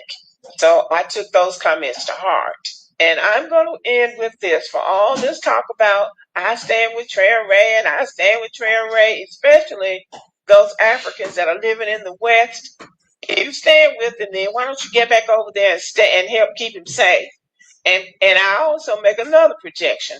All those Africans over there talking about free Africa, Africa rising, Africa this and Africa that. If they had a chance to get out from over there, they would. Because that's what they tell people, and it's not people lying on them. When people ask them if they would like to go to the West, overwhelmingly they say yes. So you have to take everything these people are saying with a grain of salt. I believe that there are some Africans who are committed to building that continent, but I don't believe it's a lot of them. Now, prove me wrong. And as for black Americans who are standing so strongly against General Langley, good for you. I guess you know what you're talking about, but I don't believe you know any more about this than I do. Okay, y'all. Thank you for listening. And also, if you disagree with me, go right ahead and disagree with me. As long as you keep it respectful, I'm good. But if you come on here talking shit about me, I'm removing you from my channel. And you already know that before you comment. So let's just be clear about that. You're talking about what you think, and I'm talking about what I think. And I guarantee you, I've been studying different parts of Africa and what's going on in that Sahel area of Africa more than you have, more than the average person has. So I don't know everything that's going on over there. You don't either. So you talk what you think, and I'll talk what I think. And last but not least, General Langley is over there to build partnerships with African nations. And I would like for him to be able to do that. And at the end of the day, Africa is dealing with some heavy handed Oof. colonizers the United States, Europe, including Russia and China. And one is not better than the other. All right, y'all. Thanks for listening. Give me a thumbs up or a thumbs down, and have a great day. Yeah, she said a lot, man. I see what you're saying. Do you want to add anything to that? No, I agree with the very last part she said when, she acknowledged that Russia and China are also colonizers and one is not better than the other. Everything else, she's just making really, really, really dumb excuses about Africans calling out Michael Langley because they're anti-Black American. That's not true because I've came across many Black American content creators on YouTube who are also calling this demon out. Right, right. So there's the stuff she's saying that videos all bullshit and bullshit excuses. And when I used to follow her, I thought that she's for melanated people, but it turns out she's not. And I was very shocked when I watched these videos of her. I was very shocked, Yeah. and she kept using Michael Langley as as a symbol of Black excellence in the military. But out of all the Black soldiers that have served in the U.S. military for hundreds of years, she used Michael Langley as an example. How about Black soldiers like Carl Brashear, who Oh, helped America overtake the Japanese after the bombing of Pearl Harbor? I right. think he Yeah. was the one who ultimately, brought America to victory during their war with Japan during World War II, Hmm. and he But won a Medal of Honor for that. So why didn't Lady Boulay use him as an example of Black excellence in the military? hmm. Well, there's an interesting twist to World War II and how America got into it. America got into it uh, in a very abrupt, fake, uh, based on lies and deceit by uh, President Roosevelt. Delano. Yeah, yeah, Roosevelt. He Is it lied. Franklin Roosevelt or Theodore Roosevelt? Because there's two of them fuckers. No, no, yeah, there's Theodore Roosevelt, and then there's Franklin Delano Roosevelt, FDR is what we're talking about. But that motherfucker is the one who pulled back the fleet that was a lot closer to Japan that would have alerted America to any incursion or possible attack by Japan. And when I he didn't know did that, that. Shoot. yeah, when he did that, that's treason. And in my opinion, he should be brought up on treason after death and nullified as a president. Whatever they do. I have But to what, research on that because that's mind blowing, and it just comes to show you. It just comes to show you time and time again, every yet that I've learned a lot more from YouTube than this miseducation system. They didn't yeah, teach us that. They didn't teach us that when we learned about World War II. yeah, yeah. A lot of people It's don't not. know. It's not. It's not. It's not funny anymore. No, no. I mean, you got to really, if you really want to understand the truth, then go for it, man. Don't allow nobody to tell you, well, that didn't happen like that. Franklin Delano Roosevelt was the president. He would never commit treason. Well, he did. Yeah. He should be. What do they call it? Take when you take the president away. Impeached. Huh? Impeached. Impeach, right, right, impeach. He should be impeached posthumously. 'Cause that's the motherfucker who got America. We weren't involved in that bullshit. But due to the fact that Japan attacked Pearl Harbor, how the fuck did they go from Japan to Pearl Harbor? That's a lot of miles. And the reason being is that President Roosevelt, FDR, pulled back the fleet that would have alerted America to the possible bombing. Yeah, yeah, a lot of people don't know about that. No, I didn't know. I learned something new today. Oh, I okay, learned that's something cool. new every day. Yeah, that's Wow, cool. they don't teach this. They don't teach this in the Crackers miseducation system. They Yeah, teach nothing but lies about how brilliant they are. No, right. they've shown you time and time, and when you peel the layers of the onion and do your own research, you'll find for yourself time and time again they really and truly ain't shit. And Hmm. fuck all white folks. Yeah, but you got to think about these people stole our crown, title, land, money, position later on, and after the 1885, all you see is white people in those positions of being king, queen. But before then, it was black people. But due to the constant advertising, if I want to say advertising, the constant Propaganda. yeah, yeah, that's a better word. Like propaganda and making white people look like they are the true royal of Europe throughout Europe. That's a lie. And they came in after the Black Holy Roman Empire was pushed out into France, and this is where we get all of these wars: the French Revolution, the 10 Years' War, 30 Years' War, 100 Years' War. These were all wars against these children of ours to try to get them back under our foot. And, it just didn't pan out. Well, we fought to hell and high water to get our black supremacy back and our black superiority. And that's not a joke. Um, Damn, the lady's name just came into my mind. Um, oh, uh, she wrote the book. Damn it. Um, Very famous English woman author that everybody thinks was white. She was actually black. Um, You're not talking about Sojourner Truth, are you?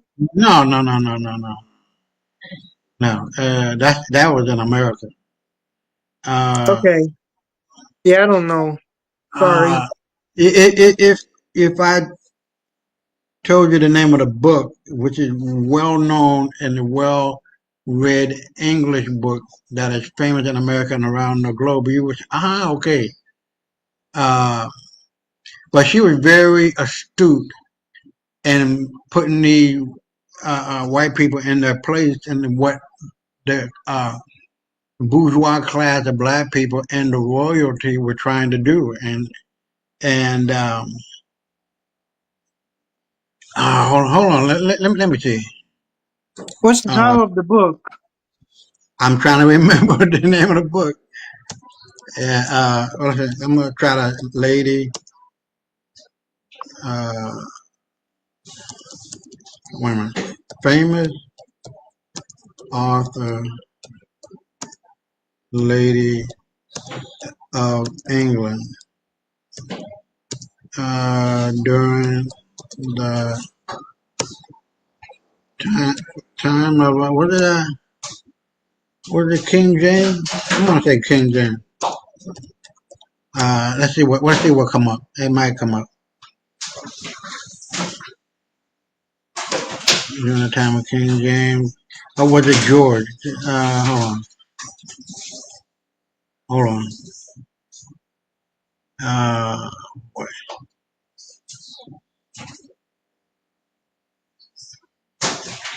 Jane Austen. Jane Austen.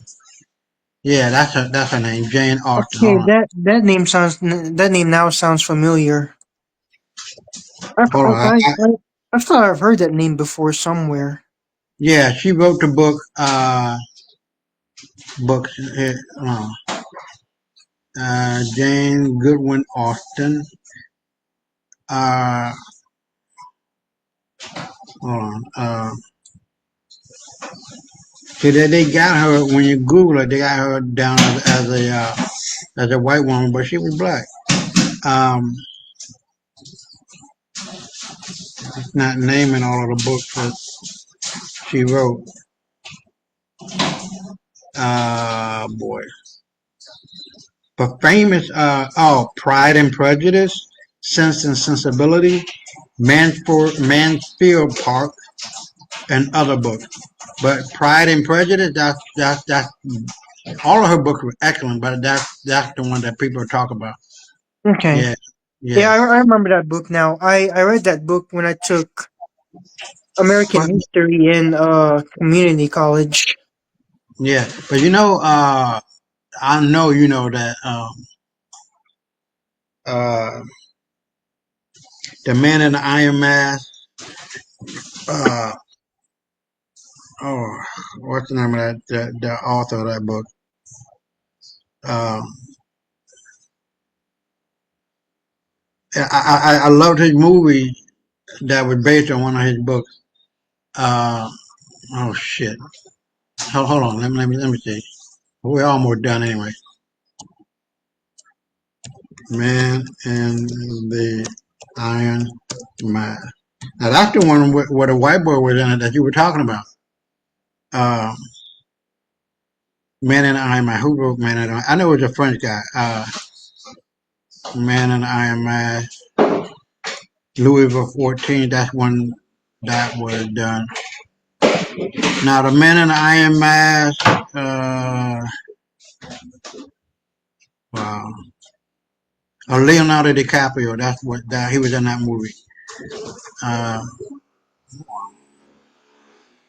no, it's a French author.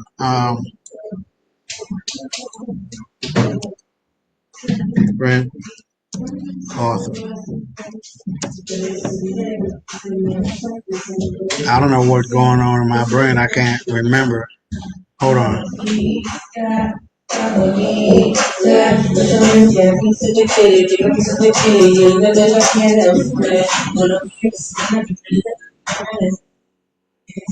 Sorry about that. So you're fine. Yeah. Is that local Jamaican music? No, that's yeah. It sounded like it was English It, or something. it sounds I like wasn't. Latin pop. Yeah, I wasn't paying attention to that. So, Man and I, Alexander Dumas. I know you know he was black, right? Alexander Dumas. Yeah, Oh, yeah. yeah. Okay, but let's go on and try to finish this up. We only got one more. Hold on. Yeah. So we only got this one. This is 3 minutes long. We'll be right back and we'll close it out. Okay. Using the African Diaspora News Channel app, your gateway to stories that's overlooked by the corporate mainstream media. At African Diaspora News Channel, we cover stories that don't receive mainstream attention, and we serve as the voice to the global Black community. We are committed to informing and educating through the power of media, connecting the African diaspora one story at a time. With our platform, we're helping to end injustice by exposing. Join us in standing for excellence in journalism and serving our community. Download the African Diaspora News app today. Welcome to Africa Diaspora News Channel. My name is Lillian Akotono making this report. It was reported that Russia and China troops were sent down to Burkina Faso to help fight against the jihadists and terrorists in Burkina Faso. This comes after Burkina Faso was attacked a few weeks ago. Northern town in Burkina Faso, Chibo, was attacked by the jihadists, and it did not stop there. They threatened to advance to Ouagadougou, that's the capital of Burkina Faso, in the nearest future. And in order to fight against this terrorist, troops have been sent down to empower Burkina Faso's military to fight against this terrorist. Now, prior to this time, France military troops were actually involved in fighting against the jihadists and terrorists. But despite them fighting against these jihadists and terrorists, it was discovered that the threat kept increasing, the war kept increasing, lives were continually being lost. And we know why. France does not have the interest of Burkina Faso at heart. Guess what? They were there, but they were actually propelling war. They were actually in favor of the war against Burkina Faso in order to silently, behind the Burkina Faso government, lay their hands on the resources of Burkina Faso. But ever since Captain Ibrahim Traore took over, he strengthened ties with the Russia and China government. Russia has been instrumental in supplying equipment, I mean, military equipment, guns, war equipment to Burkina Faso military. And that's not all. They also supplied military troops to Burkina Faso to help fight against these terrorists. A very good one, I must say. I'm happy that they are interested in the good of Burkina Faso. President Vladimir Putin came out to challenge the Westerners. He said that anyone who harms or comes after Captain Ibrahim Traore, as reported, is also going after him and his troops. So we have Russia and China troops currently in Burkina Faso to help fight against terrorists and threats, especially in a time like this when everyone is on their toe, when the tension is heightened. I love, love, love it. And it was reported that these guys, that the terrorists, said that they have to June to eliminate Captain Ibrahim Traore, and that is why we have the Russia and China troops down in Burkina Faso to strengthen the military of Burkina Faso and keep everything in check, especially make sure that Captain Ibrahim Traore is safe. What do you have to say about the story? Comment below and do not forget to like, share, subscribe, and turn on your notifications. GoDaddy te lo pone fácil con herramientas intuitivas y prácticas. Y ahora con GoDaddy Airo puedes... Yeah, okay, so now we're done. No, So, Russia and China are not his friends. And so the Chinese are very evil, vile, and racist by nature. I wouldn't be surprised if one they're of the them ones. They're the ones who might. I don't doubt that they might be the ones end up killing him just so they can be able to have control over Africa even more. I wouldn't be yeah. surprised. Well, nobody's out of the picture, that's for sure. Not the Russians, not the Americans, not the Chinese. Everybody is a potential enemy, but you got to play the political game, and that's one of the things that I love about Machiavelli. I'm not a religious person, you know what I mean? I'm a Jew, right? But I don't look to be buddy buddy everybody that look like me. Not everybody that look like me is your brother. You more my brother than a lot of people. You know what I mean? Because I can feel where you're coming from, man. There's no fakeness within your word. Feel me? So not everybody that look like you is you, and I'm heartfeltly uh, uh, convinced about that because that's how my parents raised me. They told me not every brother is a brother, and you got to be aware of that. You got to know that. You got to accept it and move on. And when it's time to move on, that just means that person that will come into your life for a reason, a season, or a lifetime. And those who are in your life for a lifetime really want to be there. Not that you want them to be, but they want to be and add to your table, not taking nothing off.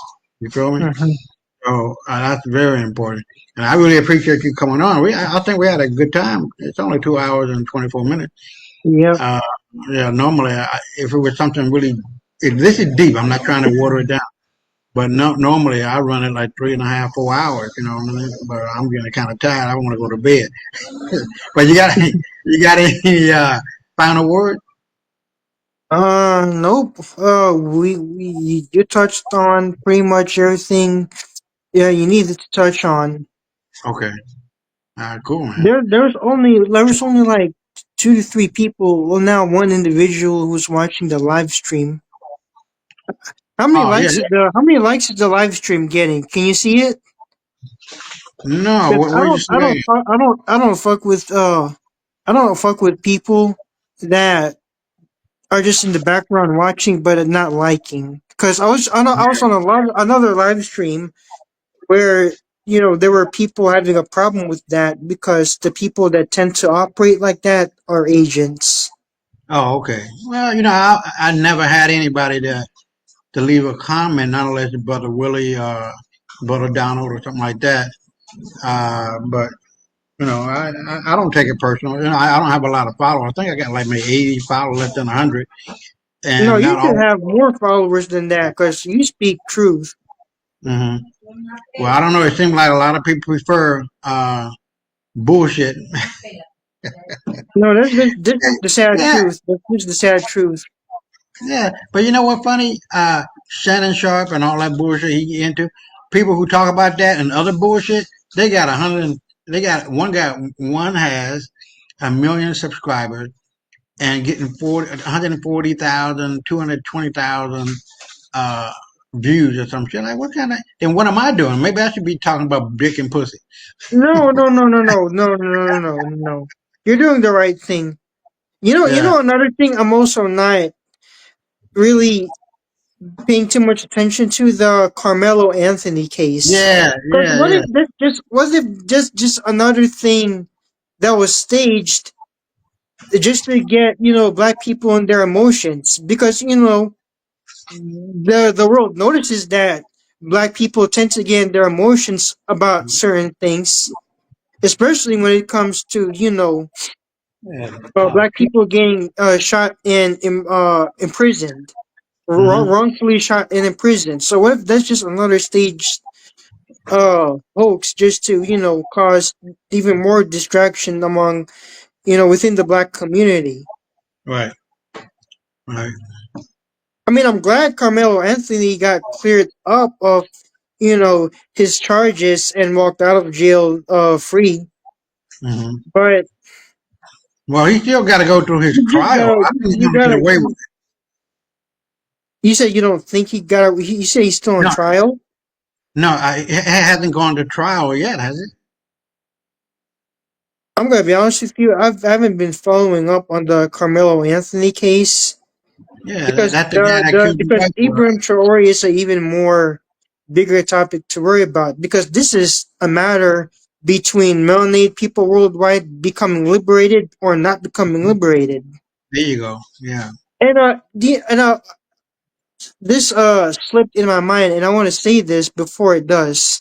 Okay. I hope the Aboriginal black people of Australia. I hope, and I pray and wish that an, someone like Ibrahim Traore will come up from amongst them because Yeah. it does not sit well with me that those Hmm. fucking crackers that are the predominant inhabitant of Australia right now are still there. They need to get their asses out of there as well as in New Zealand. No, And all these other islands in the fucking Pacific they colonized. Those fucking crackers in Australia need to get their fucking asses out of there. And if they don't want to, all of them need to be killed.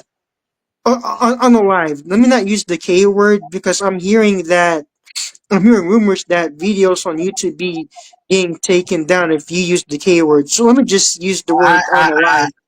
I say it all the time. My shit has not been taken down for that reason. Or just for safety precautions, let's just say the word unalive because I noticed Right, that trend going on right. within YouTube. But those fucking crackers that are in Australia right now need to be, removed from that fucking land because they took it wrongfully by committing genocide and chopping off, the penises of the Australian men and raping the children and causing so much pain and trauma. Do you know they would also chop off their heads and display the heads of the Aboriginal Australians as taxidermy? I agree. Yeah, I know. That's just some evil, wicked shit I can't fathom. And they also did that. Those same fuckers also did the same thing with the Sand people. Right. Yeah. And Well, it actually weighs heavy on my heart because me as an Asian, I'm an actual descendant of the Sand people mhm, of Southern Africa. That's where all Asians descend from. right. Yeah. Yeah. So that it actually weighs heavy on my heart where when I learned that the Sand people also experienced genocide and atrocity. Yeah. Well, don't let it They get were to you. very they were very peaceful and pure people that didn't deserve all that. But you know what? It all ends. And I just hope that Europe becomes engulfed in flames. From the London Bridge to the Eiffel Tower to those castles in Germany to the Roman Colosseum, I hope all of Europe gets engulfed in flames for the transgressions the fucking Europeans have done. Believe me, they're done. They already know they're done. It's just a matter of time before. If you ask me, these low birth rates they're experiencing, as well as their economic collapse, I think the Right. Most High is being way too merciful on them. I think they need to be met with violence.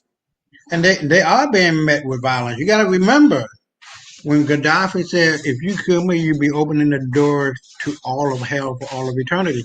And look at what is But going on. where is Libya right now? They haven't fought on behalf of Gaddafi's behalf. Libya is still a failed state up until now. What the What is fuck have going on now? Libyans done? They're still in the condition they're in now, and now they're Yeah. relying on Abraham Traore to liberate all of Africa ultimately. But look at That's what. what I'm saying. That's what I'm saying.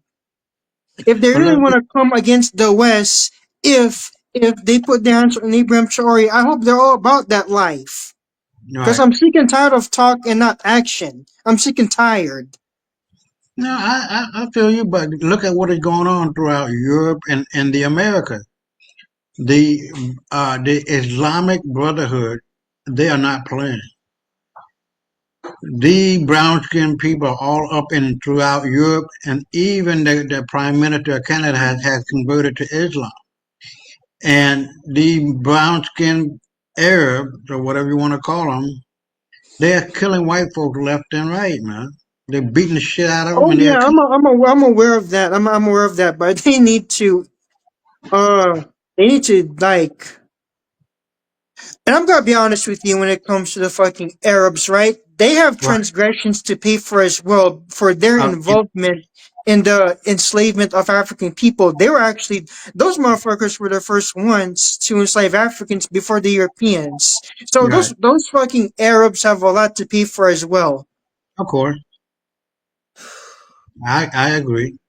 I agree. And that's why I did the video that I did about, black people, you know, needing to have the need to detach from the NOI.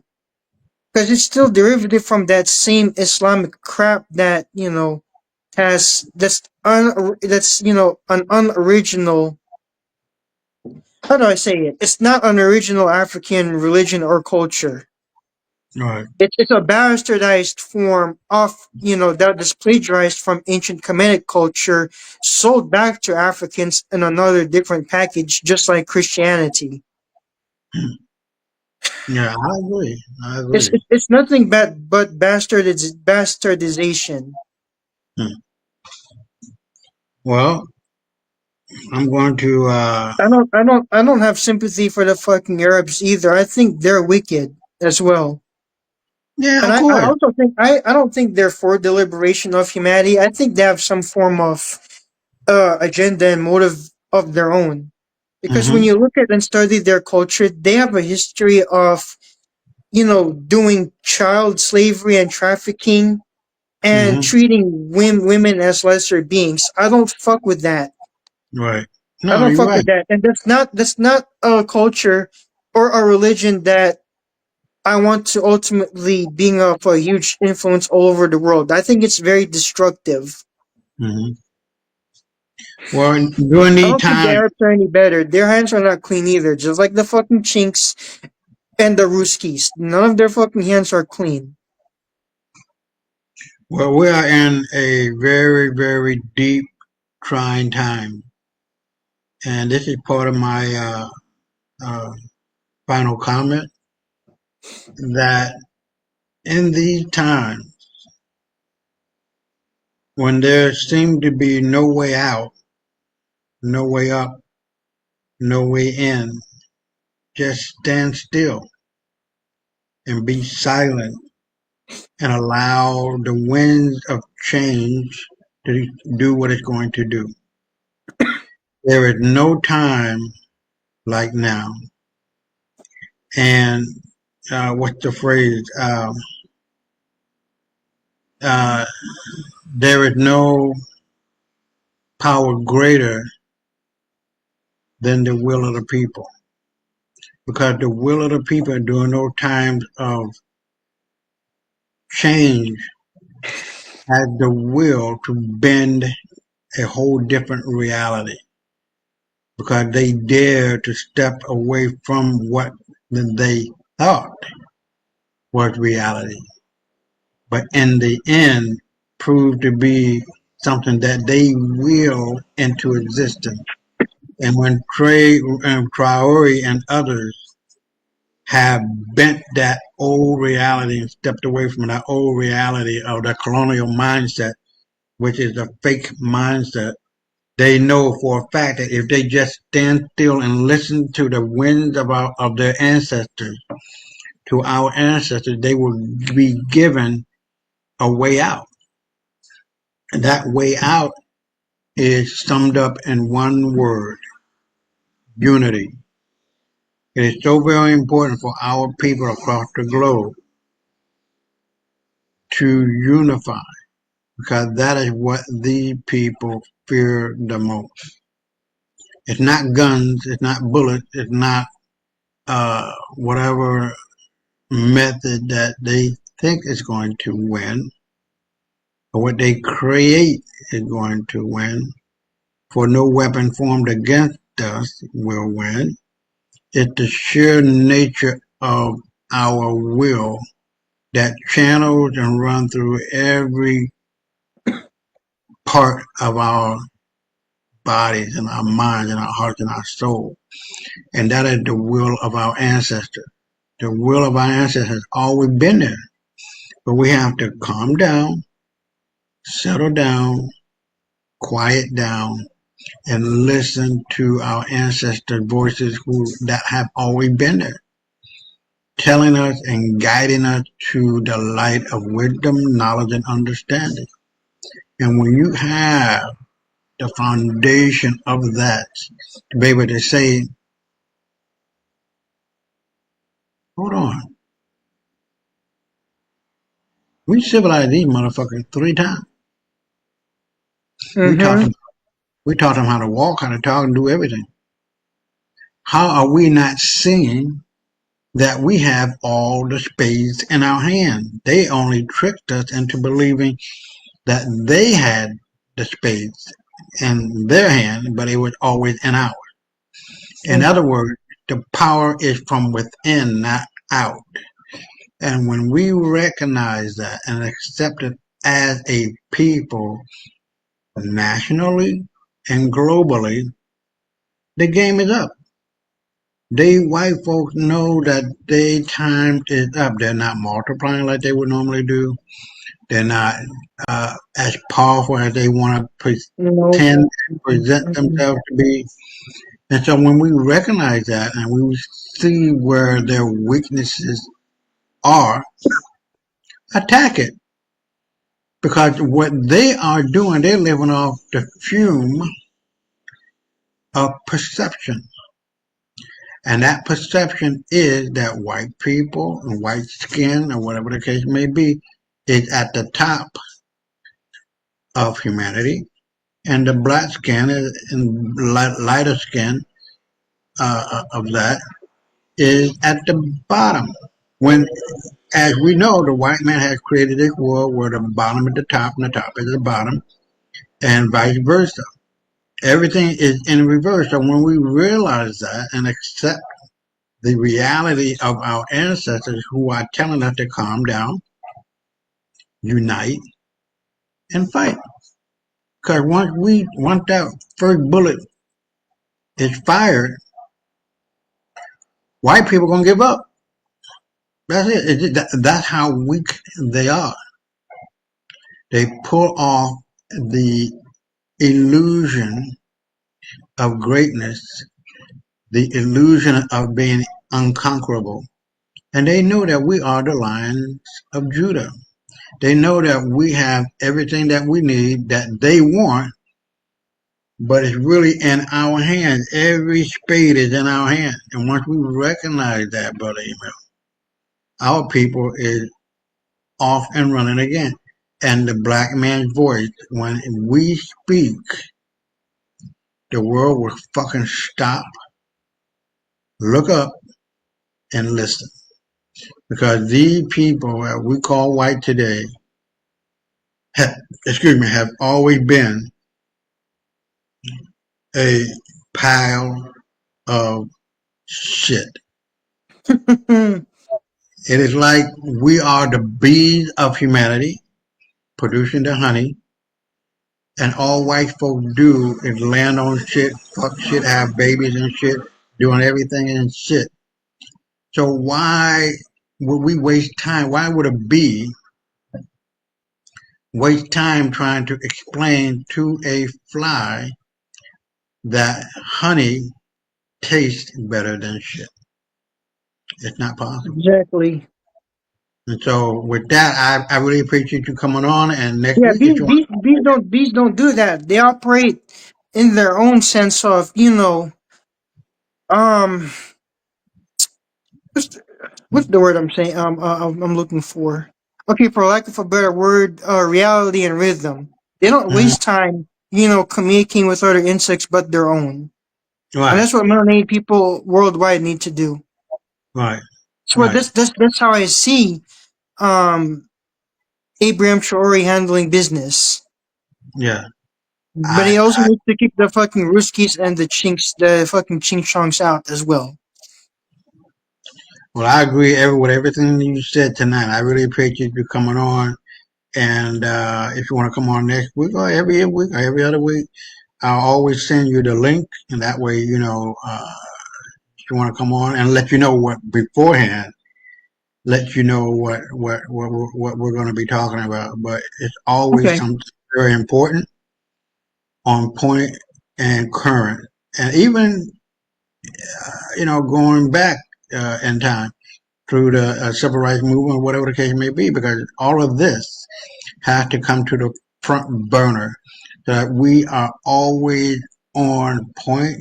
We understand that history repeats itself, and once we understand history, we can.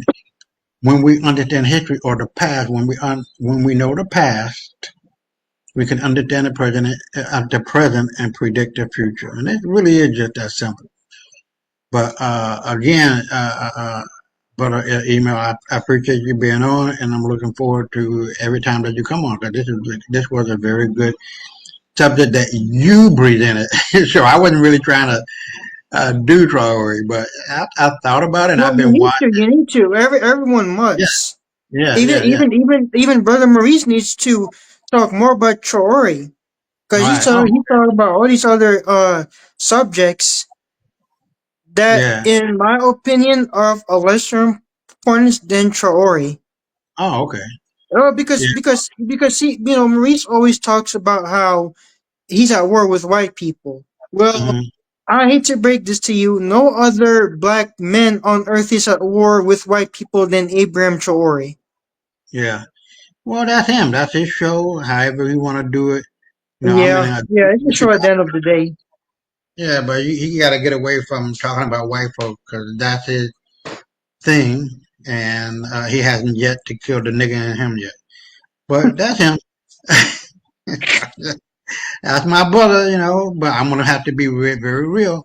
He had not killed the nigga in him. And one of the things that Dr. Jones said to him was true. I told him what the 3/5 bullshit they were talking about had nothing to do with niggas or you being 3/5 human. Oh yeah, dude. Blah blah blah. Whoa, whoa, whoa. And then Dr. James Jones came on and said, "Yeah, Isaiah's right. No, you're wrong. Wait, Oh, you know, what were y'all talking about? no, I'm it a was little yeah, confused.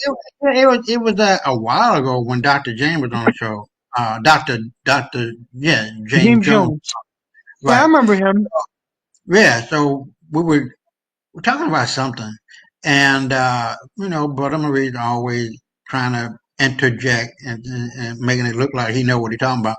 But Dr. Jones put him in his place and saying Isaiah was right. 3/5 had nothing to do with being 3/5 human, and he had to shut up then. But that's him. Everybody want to be somebody, but you just got to accept your role as a nobody. But anyway, I thank you for coming on the show, and always remember for the next 24/7, 365, stay black. I'll see you next time. Peace, man. You know that. Yeah, looking forward to it. Yeah, I next hope Saturday. you I have don't a know. good rest of your weekend and stay safe. Yeah, Stay you safe too, as man. always. Yeah, say hey to everybody in your family. All right, Yeah. all right, peace, man. Peace. Stay black. Yep.